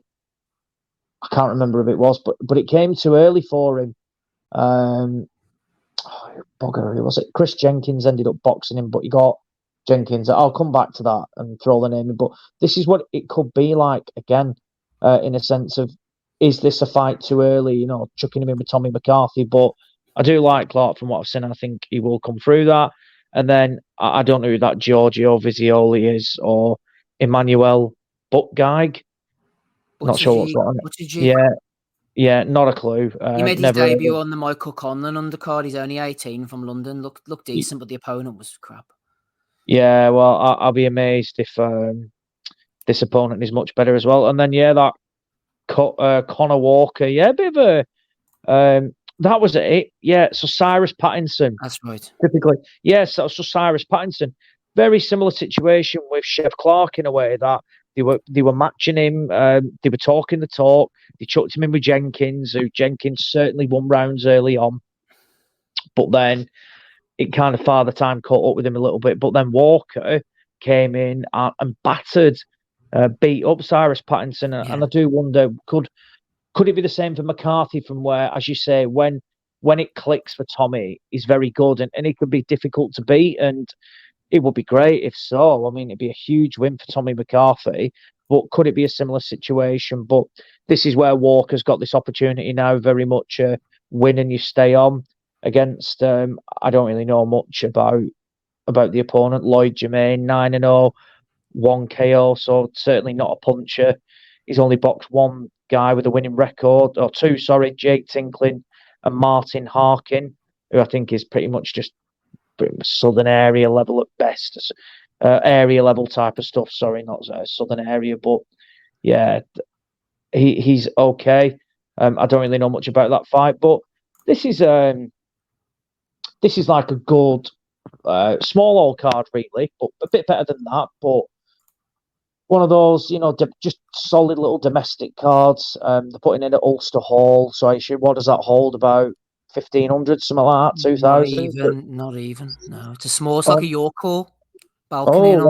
Right. It was supposed to be originally Aussie in the New Forge Sports Centre in South Belfast, which I'd never even heard of. And then there was all mysterious about getting the tickets, and then it got moved to the Ulster Hall. It was all a bit weird. Did a couple of fights drop off this? Yeah, I think so. Oh yeah, Sean McComb was supposed to fight. That was it. Yeah. So I wonder if they've just lost a couple of fights and decided just to go to a bit smaller venue, but it's very much to showcase Lewis Crocker, start building him over in Ireland now as well. I think they know they've got somebody there with ability and can certainly get to a decent level. This card is all about Lewis Crocker, so we'll wait and see. But there's some good fights on this card. It's not ultimately what you pay your subscription for, but if you've got the bigger shows sandwiched in between these ones, I think people will accept it. And like I said, McCarthy, Clark, main event, a couple of others. It's not a horrendous night, that's for sure. Matty, if Crocker gets past Felix and Donovan gets past Herrera, I'm pretty sure they're going to try and match them two up, and that's going to be a really enticing fight. I know across the pond maybe not as much interest, but even on ESPN, the real deal, you call Donovan, Irish southpaw from Limerick, really good amateur. His brother Edward's very good as well. He's training with Andy Lee. A lot of similarities to Lee. Big puncher, skilled, awkward. He has really looked the business against Danny Ball last time. Decent enough opponent. Just broke him down until his corner threw in the towel. And him against Crocker would be a sort of, I'd say puncher against boxer, but Crocker can box a bit as well. Early on in his career, he was an absolute banger. He was knocking people out with the left hook. He was full of confidence. He was with D. Walsh. He relocated to Adam Booth, Apparently not. Didn't suit him whatsoever. Didn't suit his style. Went over to Scotland. Trains with Billy Nelson now. He's 18-0, 10 knockout. He looked brilliant against Tyrone McKenna. Everything but the stoppage. Dominated him from first bell till last. And one thing I liked about him, Matty, as well, was his spite. He was laughing at McKenna. He looked like he loved the fight. So that tells me in the future, he's not going to go down easily. When someone comes at him, which Donovan won't, but Felix will at the weekend, he will look $1 million because he loves a scrap. His beard looks tough enough. He looks like he can box. He can bang. Good amateur back in the day, boxed for Northern Ireland. That he could be a real prospect. This could be a real sort of domestic showdown, Matty, in the future. Yeah, I remember that fight, but Steve, you might have predicted something that could sadly happen if he's foolish. There's a difference between laughing at McKenna and laughing at Felix, who is a legitimate puncher for anything else that he isn't. I think he's more comfortable at 140 pounds. He's 5'8". There's not going to be a whole lot of a size disparity here in the ring. And you ask Gary Cully how it feels when he catches you clean. So I think it would serve him well to go back to that boxing in this fight and get through it if you think such a payday is on the line. Will you be tuning into this one? I think ESPN might possibly show it. I'm not sure the link-up deal with Matchroom. No, that'd be DAZN. Maybe not. Maybe not. DAZN. They'd be on DAZN. Oh, yeah, of course, you got DAZN over there. Sorry, I was forgetting about Matty having DAZN. I thought he'd quit it. And we'll see. I have a new Roku stick. We'll see if the Roku 4K is the solution to the DAZN problem. Absolutely. Matty might have to fly over here to watch the show, as DAZN might recommend to him on the customer service, but that's maybe more Bellew the Week territory. Are you going, Steve? Yeah, I'm going, yeah. Are you going? Yeah, it should be decent. I was just going to say on the Donovan Crocker fight, would you liken it a bit to? Obviously, I don't think they've got the rivalry, have they? I was going to say a bit like when Warren matched DeGale against George Groves, that sort of level in terms of two big, and they're not as big a names as that, but similar sort of abilities. Donovan's certainly not been as experienced, but that sort of 15-0 against an 18-0, try and get it for a meaningful title. Would it be something like those lines? I know it's a bit different because DeGale and Groves absolutely hated each other, but that sort of two prospects, bit better than prospects going in against each other. That's what I mean? Yeah. No, I think there's definitely comparisons to be made. Obviously, Groves and DeGale are the sort of backyard rivalry. The fact they've been in the same gym, they've boxed as these two. I'm not sure about whether they clashed as amateurs at all, but they feel like they've been on different trajectories. And I hadn't put two and two together before this fight and thought about them fighting. So it certainly hasn't been built up, although afterwards it might be. Crocker's from a sort of a loyalist area in Belfast. Donovan's from down the south. So there's not that built-in rivalry really. But as for the records and the style-wise, like you say, the southpaw sort of back foot guy against the kind of come forward guy with a good jab, then there's definitely that comparison to be made. And yeah, I'm looking forward to going along and see. It's always easier to go to these small hall shows whenever there's something to look forward to, especially the main event and the support as well. It's not just one-sided mismatches. So yes, we shall look forward to that one. Right, it's 9:25 before we get on to the Bellew of the Week. So we're going to have one more point of discussion. I mentioned this earlier. I'm not sure if Andy's back with us, actually, Matty, so we'll go to you first of all, if you don't mind. Eddie Hearn and Frank Warren are becoming strange bedfellows over in Saudi. It's amazing what the lure of the Luco will do for you and get these two born rivals in against each other. Apparently, they said they hadn't met beforehand, although I can't believe that. Eddie's dad, Barry, was obviously head of Matchroom back in the 80s and 90s, and him and Frank would have butted heads then. Eddie came on the scene about 2010, 2011. A lot of fights over here in Belfast as well. Steve, that's the glory of those kind of eyes wide shut parties. Is with the mask, you might not have run into somebody in your life. We don't know. In the Kubricon, who knows whether they could have held hands before, but they certainly did with Turkey. Al Sheikh, anyway, he got them together, and they're talking about a versus 5, which is why I'm asking you, Matty. They're saying that 5 of Matchroom's fighters and 5 of Queensberry fighters could go at it. They're going to announce the projected fights, I think, during the week of AJ and Ngannou.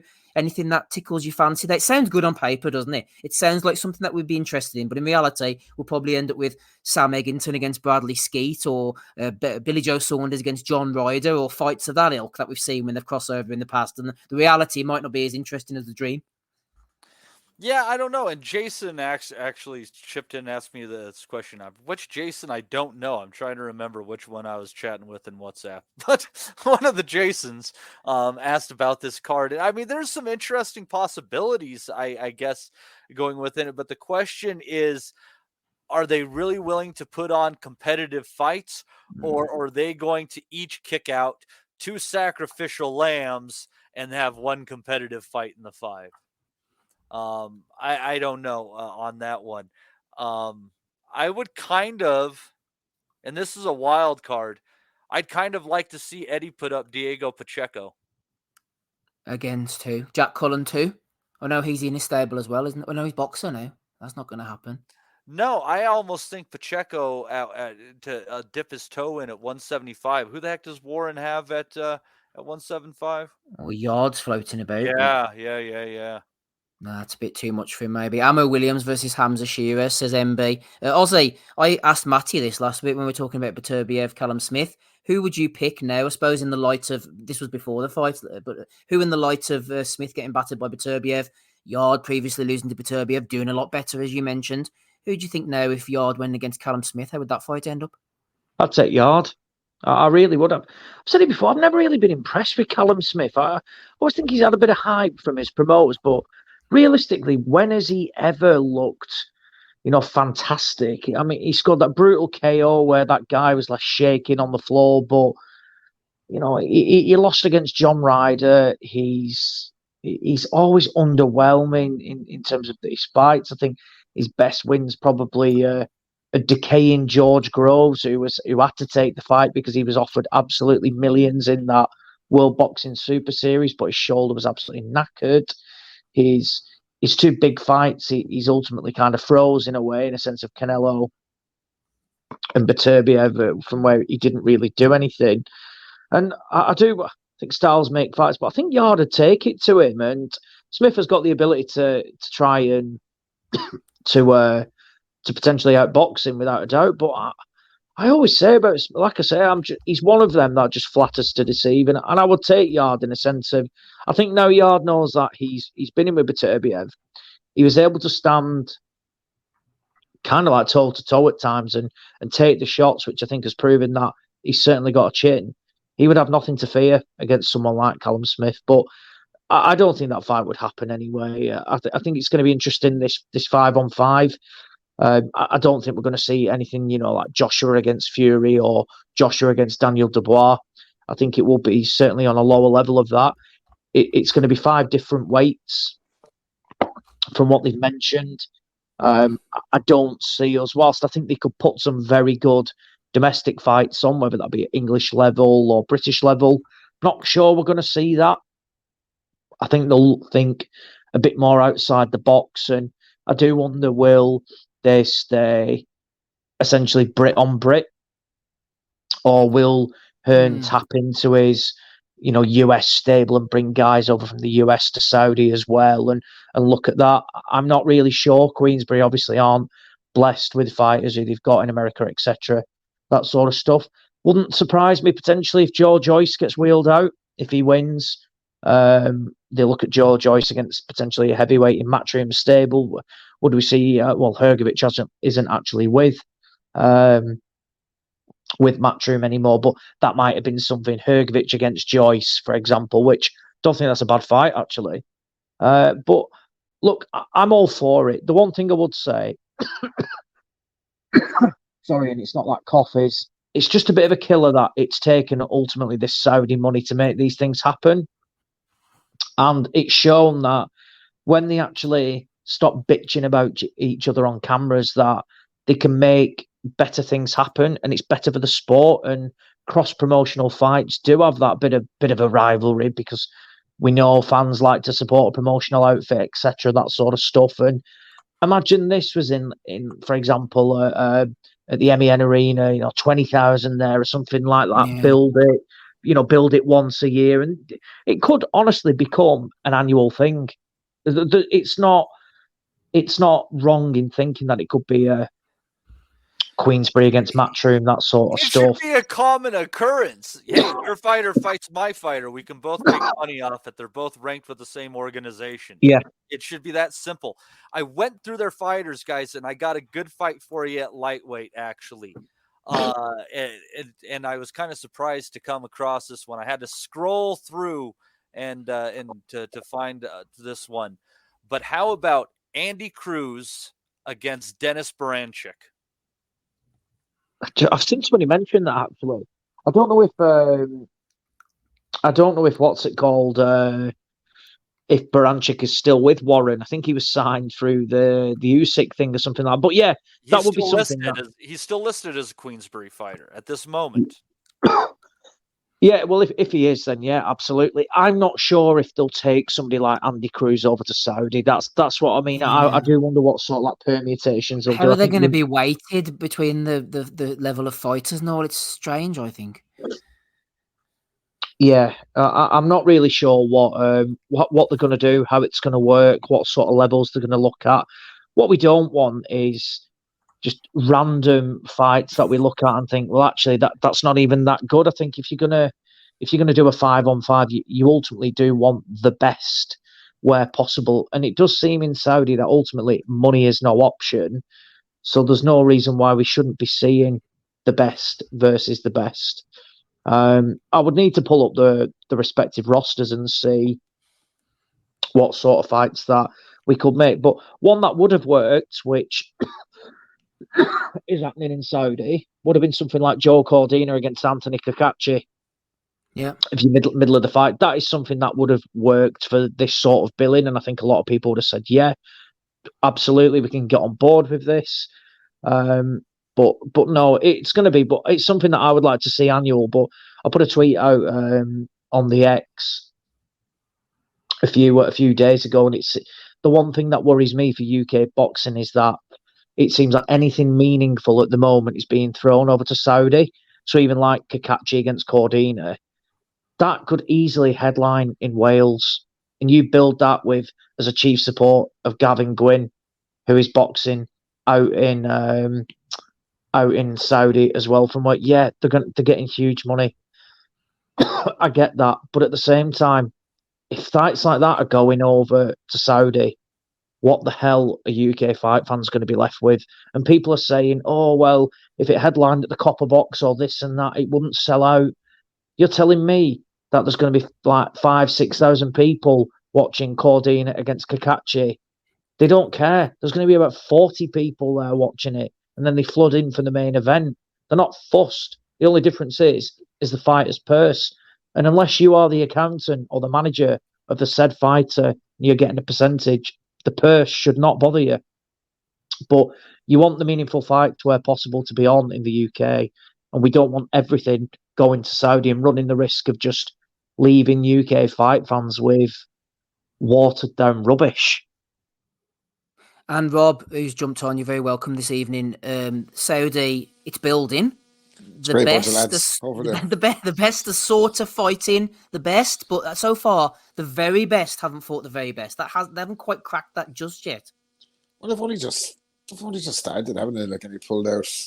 They've had Fury fight over there. Joshua's going on his second fight. Fury's going on his second fight. Building. His Excellency has already said he wants Haney and Shakur Stevenson. He wants to try to make that happen next. I don't know. I think he's a listener of the pod because we were calling for him to get to the lighter weights, and I think he's listening, His Excellency. So there's no way they'll take that to Saudi, will they? Let's be honest. Well, I don't know, dude. If he waves enough fucking braid in front of it, I'd be very surprised. But this guy seems to have an unlimited budget. Like, how the fuck did he manage to pull off? Fury would have got paid a hell of a lot of money, and Ngannou got paid a hell of a lot of money. AJ gets paid a hell of a lot, and they've stacked undercards too. So obviously the budget is not an issue. Like, so if he really wants to make Haney versus fucking Shakur, they're not going to make that fucking kind of money fighting each other any other time, and there's going to be network shit and all that. At least His Excellency kind of takes that out because he pays both networks, doesn't he? Like, he's a great lad. He's a great. And as soon as he fucking decides to dip his toe in the podcasting world, we'll be right there. Holding his hand. Yeah, exactly. Brothers for life.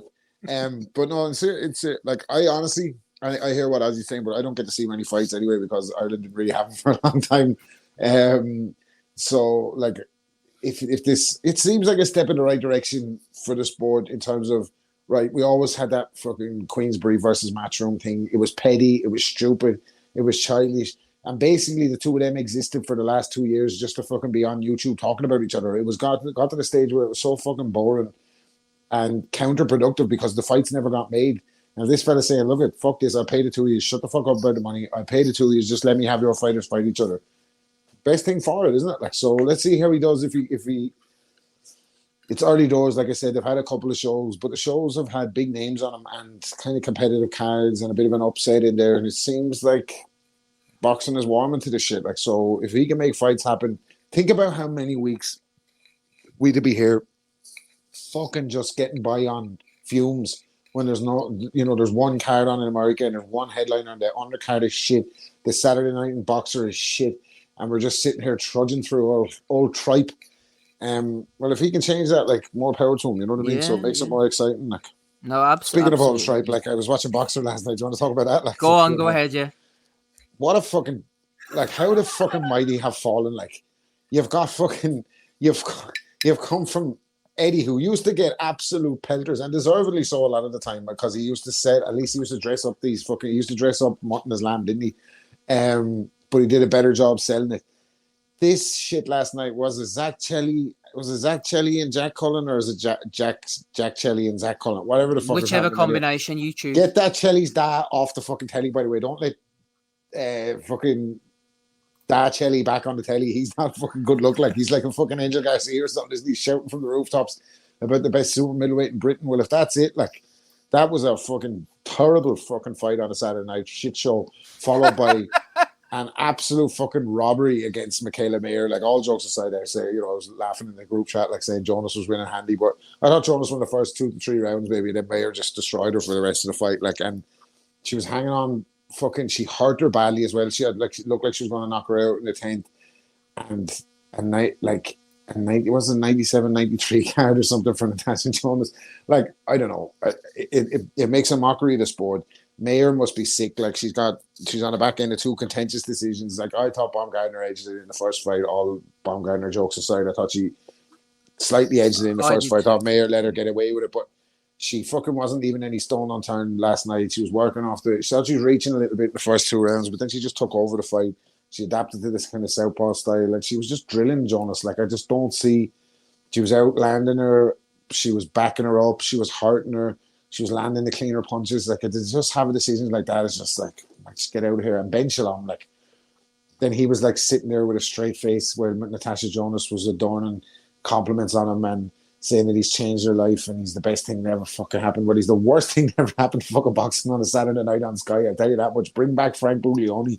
Boxer. What a fucking horror show that is. So, again, if His Excellency is taking these fucking pawns out of the game, good. Do you know what I mean? I don't want to watch this shit. Like, that's not a headline fight anywhere on planet Earth. That's not a good card. Like, do you know what I mean? And to have it on, like, the major broadcaster is just a bit of a fucking Rob, joke. you mentioned exactly major broadcasters, not even in the ring. It just feels like this corner's being cut everywhere. You got Johnny and Anna Woolhouse hanging around in the corridors, and you got that ASMR reporter, I'm not sure what you call him, whispering away that quietly to the fighters. You can't even hear him. It just feels like the whole thing's just going down the toilet. And Johnny Nelson and Anna Woolhouse were dressed like they were fucking some part of Enlightenment cult or something last night, weren't they? Like, she had a white pantsuit on her, Johnny had the white fucking with the grey. Just join us, come and join the Boxer Cup. Well, I'm not joining that one anyway. You can fuck off. Johnny Horsecock Waco. the branch Davidians. I don't know. It was fucking it was a poor show. Like, Johnny Nelson didn't even put a fucking suit jacket on him last night. He just came with a polo white shirt and a pair of pantsuit bottoms. He couldn't give a fuck anymore. He's just there for the bread, like, isn't he? And, like, Caldwell on comms is horrific as well. Like, horrific, like, really, really bad. But at least they got ketchup on his jacket, Rob. Did you ever think of that? Thrills and spills backstage in Sky I bet. What are they going to do with Ben whenever he's Did they get rid of him? Did they finally bin Macklin? Because Macklin wasn't there last night, I or was he? noticed that too. I Did think they just Caldwell finally was just stepping in, I think. Or maybe they caved to public pressure to remove Matthew Macklin. I doubt it, though, somehow. No, I don't think so. Yeah, it wasn't great. It wasn't great. And you'd feel hard, but you wouldn't want to come back to fight. And I remember, it's funny because Ozzy was saying that he met her before, and he was saying like that she knows her fan base is in the UK, which she won't be in a fucking hurry to come back here anytime soon. I wouldn't think, or come back to the UK anytime soon to have a fight. Like, and Jonas does not want that rematch. Like, she said, yeah, whatever happens, if the fans want it, fuck off, man. I'm not fighting her again. Get out of here. So yeah, where does she go? Maybe Baumgartner rematch. Who knows? Like, but you feel bad for Mayer in a situation like that. She got hosed like it was a bad robbery. Like, Certainly was. Andy, final one for you before we close out and go on to Bellew of the Week. So back to the 5 versus 5 we were talking earlier. Frank's 5 against Eddie's 5 over in Saudi. Anything that you've sort of got your eye on? Will it be weighted that it's actually exciting? Dalton Smith against P.S. O'Leary, somebody mentioned. Anthony Yard against Callum Smith, possibility. Sky Nicholson against Raven Chapman. Is that getting the blood pumping, Andy? No. None of that's getting me going at all, mate. Dalton Smith against who, sorry? P.S. O'Leary. He's a banger. Yeah, both are quite heavy hitters of them. What was the rest of the card, mate? Well, these are just Chapman. they're Chapman against Nicholson, Yard, Smith. These are just potential fights people are throwing out. We don't. Yard. All right, so this is nothing, right? Okay. No. It's going to be announced the AJ and Ngannou week apparently. So, what is it? I take it this Frank Eddie? I've been that busy this week, mate. I've not even been watching the boxing, to be fair. But what's the deal here? Are they going to be like clubbing against their stables? No, that many have got many right home about. Yeah, apparently. So Frank Warren's Queensberry, Eddie Hearn's Matchroom have agreed a 5 versus 5 event to take place in Riyadh. Boxers from the two promotional outfits will be pitted against each other with a date and card to be announced during the Ngannou AJ fight week in early March. Who wins? Which fighters would you choose to compete in this show for both promoters in Saudi Arabia? Joke's going to be on us when it's a 5-on-5 tag team match between executives of the company. Might be. Frank Smith against Dev? I'm trying to remember, but I think he's got a fight arranged or he's got something in the pipeline. Nick Ball, I think he's getting a world title fight sometime soon, as you know. I think that's been ordered. Who's he fighting now? Is it Vargas? Is it Espinosa, the guy? Ray Vargas. Vargas, Nick Ball. I think. Vargas, that's who it is, Nick yeah. Ball, So, Ray Vargas, yeah. I dare say he'll take that opportunity unless Frank can somehow swing him. I'm trying to look at some Ray names Vargas, now. UD, Andy. Ray Vargas, UD. Oh, no good. Another one who's been grossly inactive under the PBC. Sorry, Andy, go ahead. Nah, yeah, I know, mate. I'm looking at the featherweight rankings here actually to see what they've got in terms of Jordan Gill, you've got Josh Warrington, you've got Nick Ball, as we mentioned there. We're mentioning some of these fights, by the way. So, like P.S. O'Leary against Dalton Smith. That fight should be happening in the UK. That should not be going on in the middle of a card in Saudi, 5-on-5. I get you're going to see some, by the way, which could easily happen in the UK, but we'll go out there and because you need to find 5 fights, but you kind of want to be trying to make in fights that are as not necessarily impossible, but are incredibly difficult to make to happen in the UK. Yes, because the money's there to push them over the line. Yes, exactly. Yes. So we don't necessarily want to be seeing really solid domestic bouts on this card.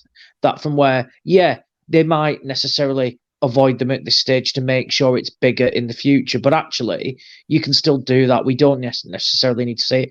I was just going through the rosters then, and actually, some of the fights that there's nothing actually that you think really stands out. I mean, I'd love to see something like headlining it, Joshua against Dubois, because it's not going to be Fury realistically. But Joshua Dubois, I think, would be great to headline that. It's not going to happen.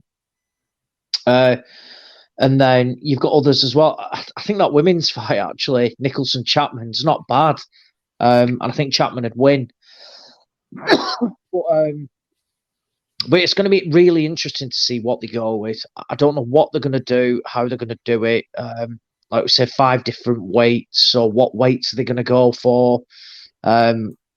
Wouldn't shock me if we see Maxi Hughes potentially on there. If depends when it's going to be as well. They said when the 5-on-5's going to be. Fighting Williams Zepeda.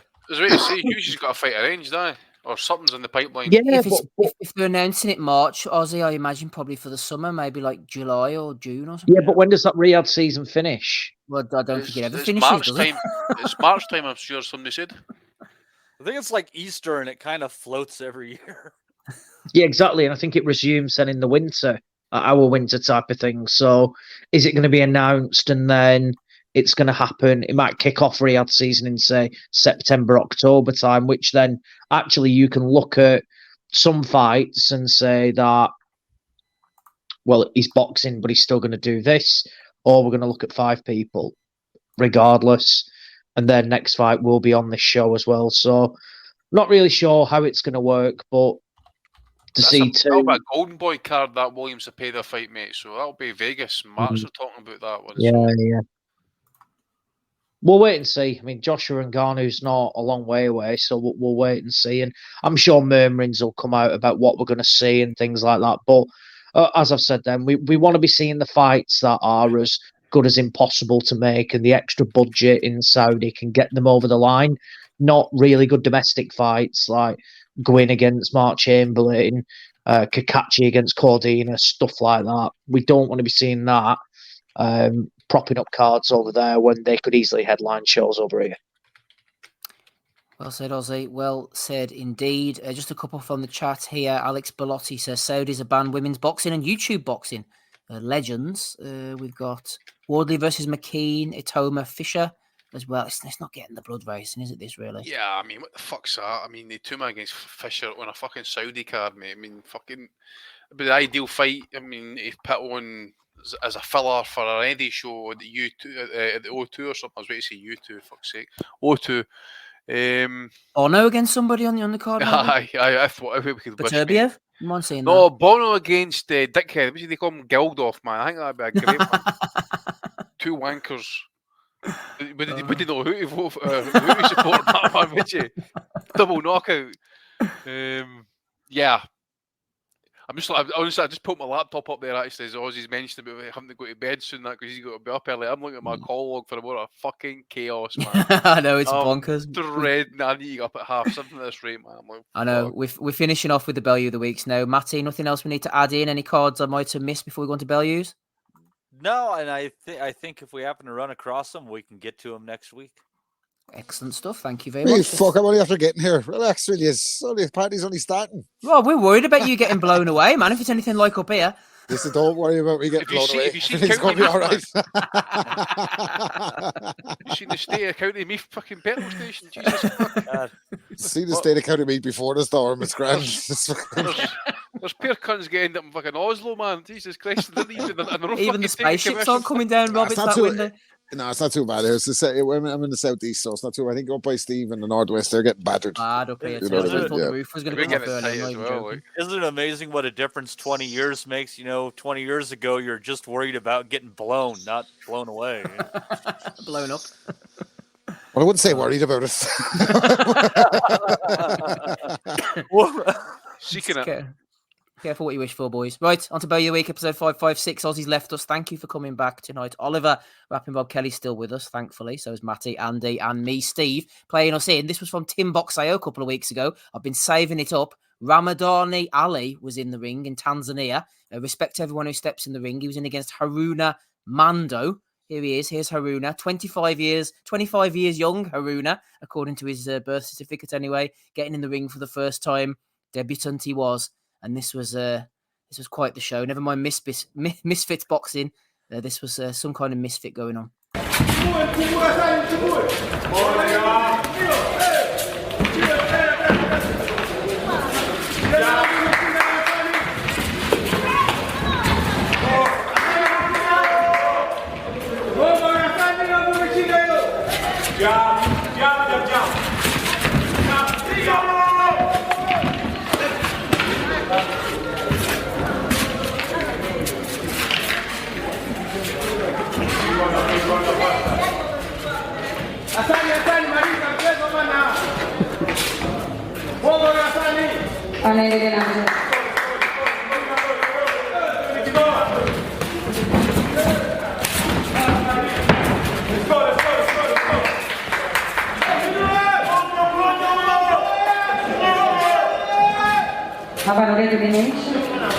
That's a pity, That's a pity. He was just warming into that.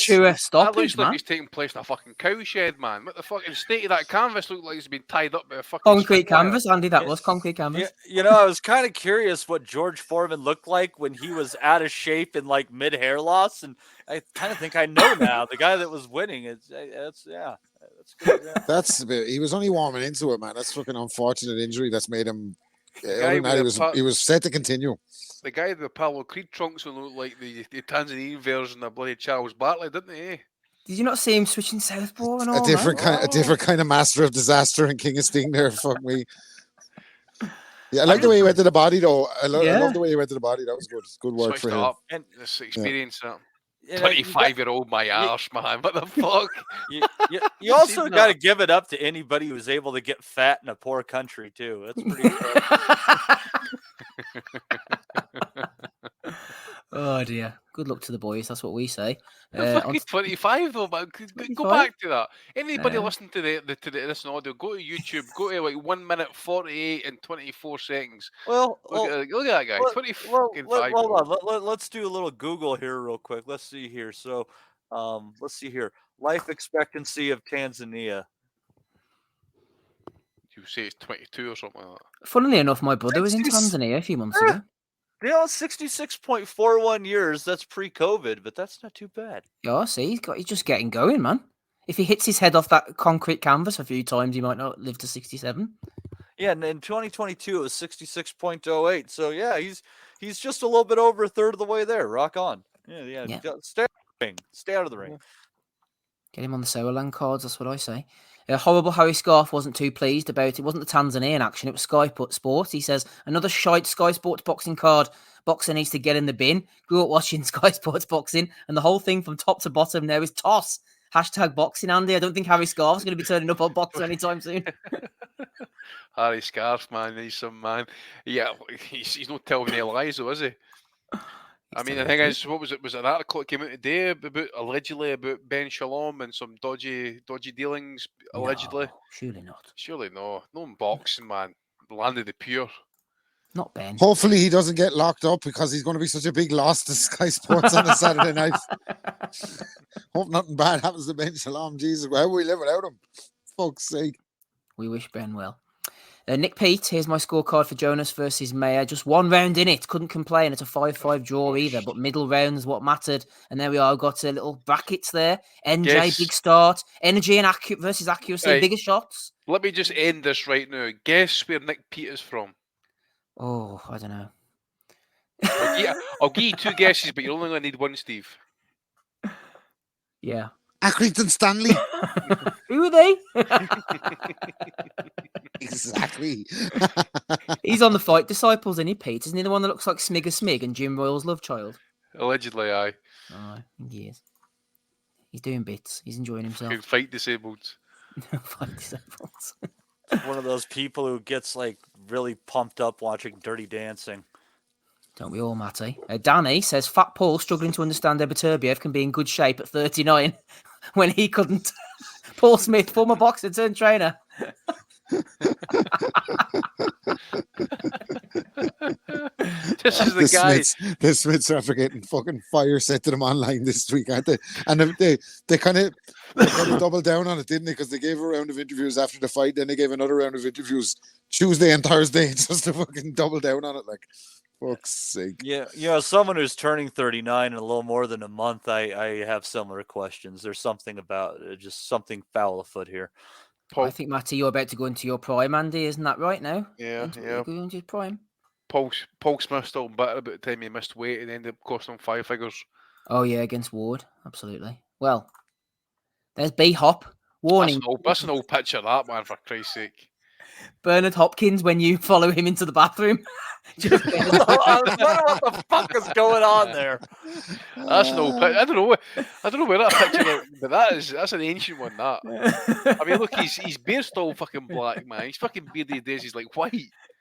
Would you follow him into the bathroom, Andy? Would that fuck, mate? Would that fuck? I'd have a wine bottle plug up my arse before I went anywhere. Oh, good old B-Hop. Him and P Diddy would want to party. Yeah. Alicia Baumgardner says that the weight that's been lifted off me. And Amanda says, I'm so happy for you. You showed so much strength and grace. Thank you, says Alicia. There you go, Matty. Alicia now identifies as innocent and she's acquitted herself. Hey, I'm not here to speak when the Alicia Baumgardner expert is here. I have to divert to Mr. Kelly on this one, Steve.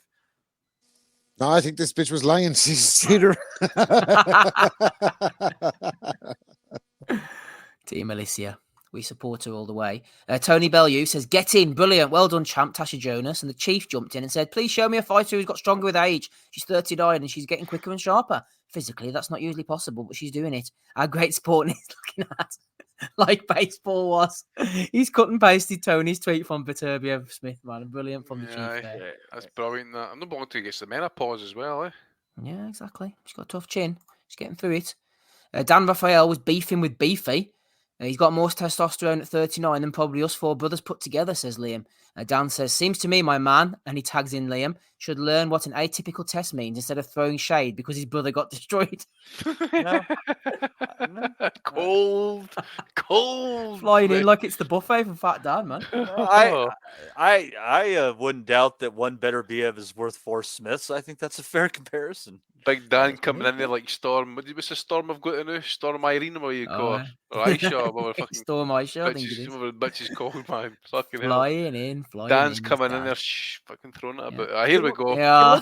He look. Here we go. Hold on. Why does Smith look like a fucking extra from like the elite city in the Hunger Games? What the fuck? He's unhappy, Matty. He's unhappy. Fat Dan's going in on him. Boxer and Matchroom having a bit of beef, Andy, according to No Smoke Sport, reportedly suing Boxer and Sky Sports for £7.7 million lost profits off Buatsi, apparently. So basically, if I go to that article on nosmokesport.com, it'll be Eddie Hearn feeding that little Darshan a fucking write-up what to go and say. I think I'll pass on that shite. Pass on that one, Andy. Pass on that one. Ryan Deal's been doing the Lord's work again.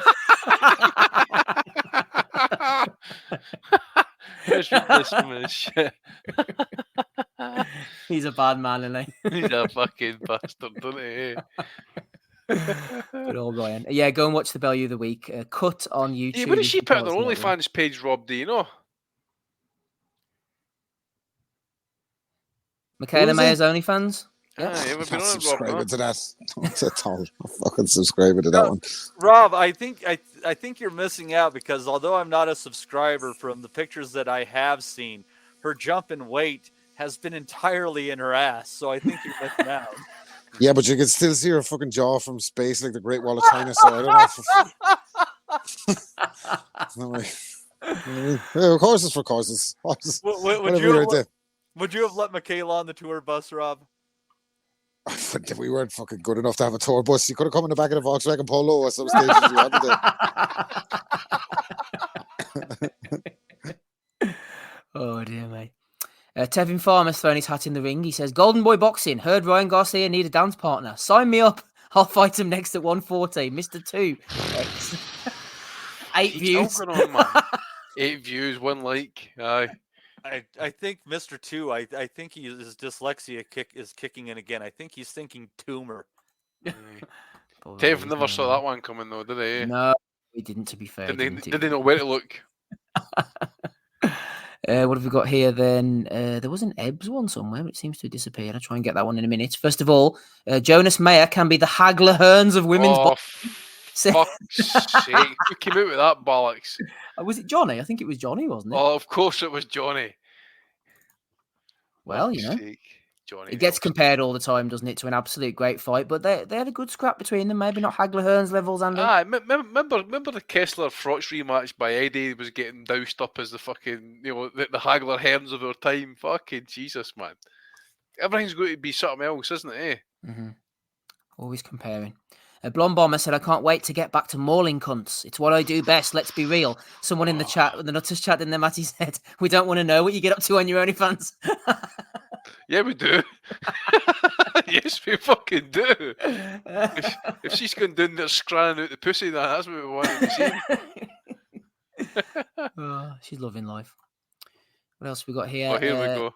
PSN Coins was talking to, I can't remember who's, Liam Beefy Smith. He said, I'm willing to bet a large percentage of the men who grew up in the Chechen Dagestan region have unheard of levels of testosterone compared to those of us in countries where our men are becoming women and women are becoming men at a rapid rate. Fuck's sake. I tell you what, man, it never... I would really like all these people who think that like the Chechen model is much better. I urge you to go to Chechnya. And if you think it's fantastic, I don't think much is going to be stopping you. They're looking for all sorts of men in their 20s and that. I saw the fucking right now. Chechnya video a long time ago. Let me tell you something. That'll put years on you. Just mind yourself. And not to mention the fucking risk of being sold into fucking some kind of sexual slavery out there. Fucking hell. Well, Different you breed. already got the beard, Rob. You're halfway there. Get out there with Big Daddy Brown. Dagestan over here just means like a nightclub full of fucking ugly ones. I thought that was a Hagistan. Oh, Rick no. Glazer Andy, tweeting I out. didn't say Hagistan. Leave him alone, Matty, for goodness Come sake. Like Tony Bellew. Rick Glazer tweeting out, he said, from Quality Source, the first PBC Amazon pay-per-view is now reputedly going to be March 30th, with no for sure fight made of us yet, and Canelo will be May the 4th. I'm hearing Jamal Charlo for Canelo, hopefully not. But still nothing official from the PBC, despite the fact it's been 42 days since the announcement. And then Joseph Webb, friend of the pod, jumped in and said, Rick, I love the way you get behind this guy and back him. You're a true friend and a boxing icon. Unfortunately, Matty, Rick wasn't happy about that. He said, take that down or you will be blocked immediately. Yeah. He really does take great offense to all of these things while wanting to run his mouth as he so chooses. He's a kind of thin-skinned little bitch, I think. Oh, he is, I'd say he is. Well, he's in bed with Oscar now. Well, not literally, I wouldn't have thought. How many? Know, I suppose. How many grams do you think Oscar was in when he got into them? I'd say that's like a 2 or 3 fucking day. Like, you know what I mean? He hasn't just fucking brought them with him. Maybe he has. Well, he's actually doing the Cabo right now with the missus, so he's getting plenty of the good stuff doing in that neck of the region, by the way. Cops coming around, shaking him down every 10 minutes. Come on, Oscar, we're finding you again, pal. Give me the fucking money, you're going to jail. We're here, pal. We've got a couple of lines together here. I've got a photograph of myself and me gunning like a motherfucker. Right, final one from me here. I'm the most wanted man in the welterweight division. Nigel Benn labels himself a promoter's dream as he calls out a plethora of big names, Andy. Maybe Peter Dobson is included in that. Yeah, Peter Dobson. I actually watched a wee bit of Peter Dobson last night, by the way. And see, to be honest, he's okay, but he's very, very one-paced, very much a counter-puncher. There's a bit of movement. I'd imagine if Ben can somehow set a pace, he probably outpoints him, possibly. But it'd be interesting to see if how decent this guy right hand is, because the fight I did watch actually had the guy in his arse twice with right hand, and didn't seem to be nothing shots, but the guy went down heavy enough, so I maybe need to watch a wee bit more about him.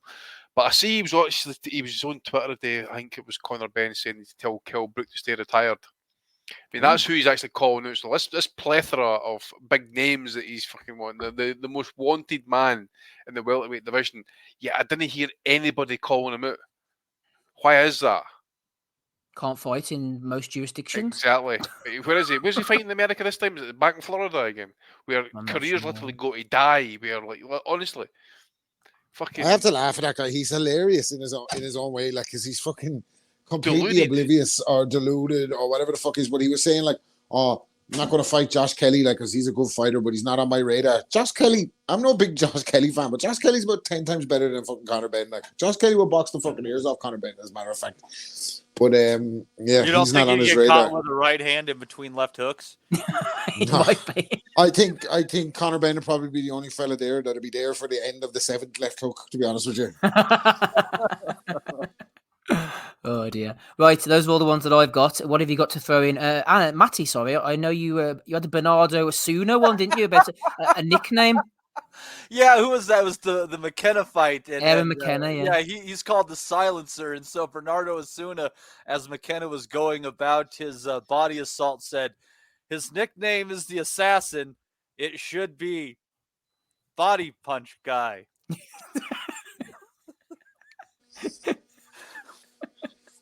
Snappy. See you taking on. Body Punch Guy. What was my Brutalmente response to you, Matty? His nickname's the Silencer because most of his fights, the crowd are in silence. They haven't arrived yet. Haven't arrived for the main card yet. Oh dear me. Right, anything else, Matty, to add in? Oh, and I gotta give it under Liverpool for booing both anthems too. I mean, that was hilarious, wasn't it? The Scousers were booing "God Save the King," and Joe Gallagher looked like he really wanted to fucking join in, and then the cameras went on him. He was like, "Shit, I better shut up and get back in the corner." Fucking hell! You see him? Yeah, but we got all hyped up. He looked around and all. He was like, "Will I join in?" Oh, fucking say nothing. Somebody posted in the chat that he had to divert some flights to Liverpool, and I replied to him, they probably booed the planes as they landed.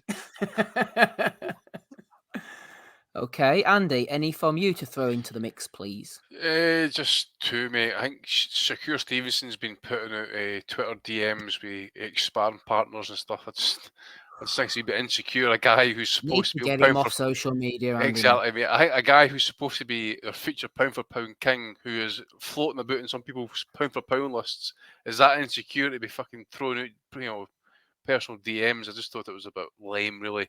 And one for the referee in that Misfit show last night, who was like, doing the Logan Paul wannabe fight. Motherfucker was making sure that guy was knocked out. It was making sure he wasn't getting up. He got the full 10 count, 10 bells just about as well, man. An absolute fucking danger to society, that referee. But the poor fella got clipped in the first motion. I sound like Ben Davidson. In the first action, he got clipped.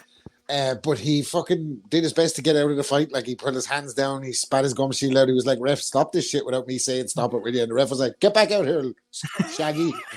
And then the man came in and fucking laid him out. Like, and then he counted to 10 like a sick maniac fucking referee from the 1980s. No, Mills Lane used to always do that shit, didn't it he? was Steve Smoger. It was proper Steve Smoger-esque, by the way. That's like the Lebanon stoppage plus. It's like if you would have fucking kept counting his boy fucking down on the fucking ground. See how many fellas went over on their own one leg like that. Mills Lane started to count for one. You're like, fucking waste, wave it off. He took his time with the count as well. The first time, didn't he? It was a slow 10, that one. Like. Yeah. Give him every opportunity, Andy. Did Elbrook win? Yes, that's all you can ask for. Oh, actually, won first round knockout, mate. First round knockout? Aye. Quick finish for Elbrook. Mate, I'm telling you, she's the power. She's a professional at that, mate. See the power on that right hand, though, man. Can rattle some G spots, like. Although I was talking to a gynecologist mate of mine, by the way, who claims he doesn't fucking believe in it. It doesn't exist, he says. Need to meet up with Elle. Oh my gosh. Amazing. More, that's just what he told his missus, isn't it? Listen, I'm a gynecologist and I know it doesn't exist. Stop going on about it. Fucking arguing with science over here. Shut up about it. Typically speaking, she's used to being on the other side of a quick finish. Oh, God. Well, we wish her well. Come on, Rob. Come on. Matty's not taking this seriously. Go on, Andy. Any from you? That's it, mate. That's my mate. Roberto, what have you got for us? That much. I think it's funny. Like, I think I watched the head-to-head between Frank and Eddie now, that they're pals, and it was like, I don't know, one of the guys off BT or something, and they had it like head to head, and they were like, and Eddie was doing like what Eddie does. Eddie was putting the sales spin on it and all, but Frank was basically want to go, I still hate this cunt, like, but I just have to do it for the money. You could see him, he was shoulder rolling in the chair and all. He was like, "Yeah, fucking mug." He was dying to just go, "Fuck this cunt." But he was like, and they were like, "How do you feel about it, Frank?" He said, "Well, I've got to say, I agree with Eddie." he was raging. I bet he Frank went for a fucking shower after that press conference. he was just, Hearn was talking for someone, and he was with like a spare fucking 30 seconds, pull it up. The start of the interview, Hearn just starts going on. And you got to understand, we're doing a job for the fighters, and George, and we're being silly, and they put us in a room and said, "Stop being silly." And Frank is looking at him like, "Shut up, you cunt." you just know after the wash hands, Frank's went away, wash his hands, be fucking lie or something like that. Fuck. I had a fucking gross. Give me the fucking shooter. Oh dear. Right. Fucking mag. Let's go through them quickly then, and then we'll make our picks. First of all, we had the Blonde Bomber. That was Ebbs. We had Harry Scarf going in on Boxer. We had Nick Peet making his scorecard known. We had Fat Smigger on Talk Sport. B-Hop there. Got a nomination. Alicia Baumgardner as well. Tony Bellew getting owned by the Chief. Liam Smith getting owned by Fat Dan. Eddie and Boxer going in on each other. Ryan Deal put his little piece in there with his photoshopping skills. Tevin Farmer throwing his hat in the ring. He missed, we can assume. Hagler Hearns for women's boxing is Jonas. Mayer said somebody. Oh, there's Ebony again. PSN coins. That was quite a good one from him. Joe Webb about to get blocked by Oscar and by Rick Laser rather, and Conor Benn there. And the boys at the beginning, the Tanzanian heavyweights. Andy, who are you going for? Episode 5, 5, 6. A wee bit of left field, mate, but I'm going to go with Fat Dan this week. I just thought that was quality. I'd love to see him keep that same energy when Tony was piping up. Love to see him keep any energy. That's true, but I just think the way he ended that is because your brother got destroyed. He tagged him in too. Aye, so there's absolutely no hiding for it. He just owned it there. There you go, your brother got destroyed. What are you going to do about it, basically? and it's Beefy's underneath it's Beefy's comment. It's pointless. I love the whoever was the guy that said to Bellew, tell me, Tony, how is Natasha Jonas getting stronger at 39 years of age? The chief. Amazing. That was the matchup. Was it Macho Grande? Brilliant. Amazing. Okay. A couple of people called him on that one in fairness. But, is that your pick this week, Rob? Is that what you're going for? No, it's kind of related. I felt bad for Jonas when she got on the mic afterwards and started talking about like the community and all the people coming out to support her, and I felt like she won the fight, but it's fucking like, because I like Jonas and that, you get me, like, and you feel bad for her when Baumgartner fucking beat the shit out of her and you think like you never see her again, like, and then like she gets her moment or whatever, but it's like the whole fucking boxing public is thinking like she didn't deserve it, but she went on to do the Oscar acceptance speech and don't let this beat you, Mikaela, and all. You can see Mayer looking at her like, if you don't shut the fuck up, you know you lost this fight. She's like, don't let this destroy you and all the community of Liverpool, and you'll be back. You're one of the top fighters. And she was like really patronizing to her, like, and she was cracking up. So that was kind of funny, like, but and her face was all marked up and all fucked up, like, and Mayer hadn't got a scratch on her, like, yeah. But stuff. Yeah, and the whole tank and bench along thing, great bunch of lads, and just Boxer in general. I think Boxer in general. We could do with it just without them. Like, they're not. Do you know what I mean? They're not fucking filling a gap or filling a void or anything. They're just like irritating. Fucking. Do you know what I mean? They're taking up time. Like, it's like a red-headed stepchild, isn't it? Yeah. It's just pointless. Like, what the fuck? Exactly. Like BV said, pointless. Get rid of Boxer. Put them in a bin. Pointless Boxer. Put them in the Bellew of the Week bin, and also alongside the Fat Dan, Liam Beefy Smith Beef. Matty, it's wide open. From Chuck, actually, when he said Johnny Nelson said Mayer should just get over it.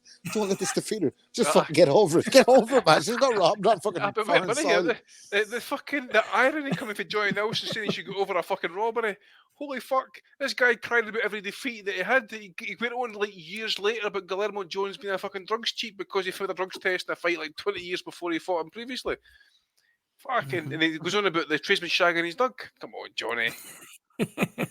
Matty, who are you going for? Steve, I'm going to put it on you because I got to go with that Bernardo Osuna. That was fucking quality. I'm sorry. What did he say again? He said his nickname is the Silencer, but he should be Body Shot Guy. Oh. I was just like, that's fucking great. You wonder how he picked up his missus in with that. He's single. I was probably like, I'm your date tonight, cum shot guy. Yeah. I'm just getting the backseat with me. I'm handy guy. Feel tits guy. Body bag guy. Oh dear. Right, I'm going to go with Andy on this one. Get Mayer off the screen. It feels like she's looking straight at me and just fucking get her off. You probably couldn't get her off, Rob. Have you seen her boyfriend? Yeah, Rob. There's a bucket of ice water for you. Rough and tough. You ain't gonna do shit. Right. Congratulations to Fat Dan. And now I know why Oscar was so mad. Sorry, by the way, just a quick segue. I know why Oscar was so mad in the 24/7 versus Floyd when he stole his bag. He was wondering about what the fuck was in it. Floyd stole my bag. I got to get it back. Oh, I dread to think. Yeah, I'm going to go with you, Andy. We'll go for Fat Dan and Liam Beefy Smith. Beef, they are the Bellew of the Week winners for episode 556. And that is where we should leave it. Nice short one tonight. No super Dan only spotted that because he has Beefy said in his Twitter notifications just to pop up anytime he sees it. I was going to say Dan's feud with Beef continues. Horrible cycle. Fake beef. Right, thanks to the boys for coming on. Rob Kelly was here, Matty, Andy, Ozzy made a big return. I've been Steve Wellings. Don't forget to hit to like, subscribe, do all those beautiful things. We'll be back same time, same place next week with Matty in the hot seat. Here is the outro, and have a good week, everybody. Bye. we'll never forget. I think that's good happening. Go to animals! We want to be honest, yeah? Crying like a little bitch. I've never met a fucking swank that can fight me. I fell asleep. You're a fucking bum, you're a fucking asshole. Grumpo fucking Steltskin. But allegedly, Oscar Rivas has failed a test. 7 year ain't. I will fucking smash fucking you. I hope you fucking die. Be safe. I love Boxing Asylum. It's as simple as that. Sports Social Podcast Network.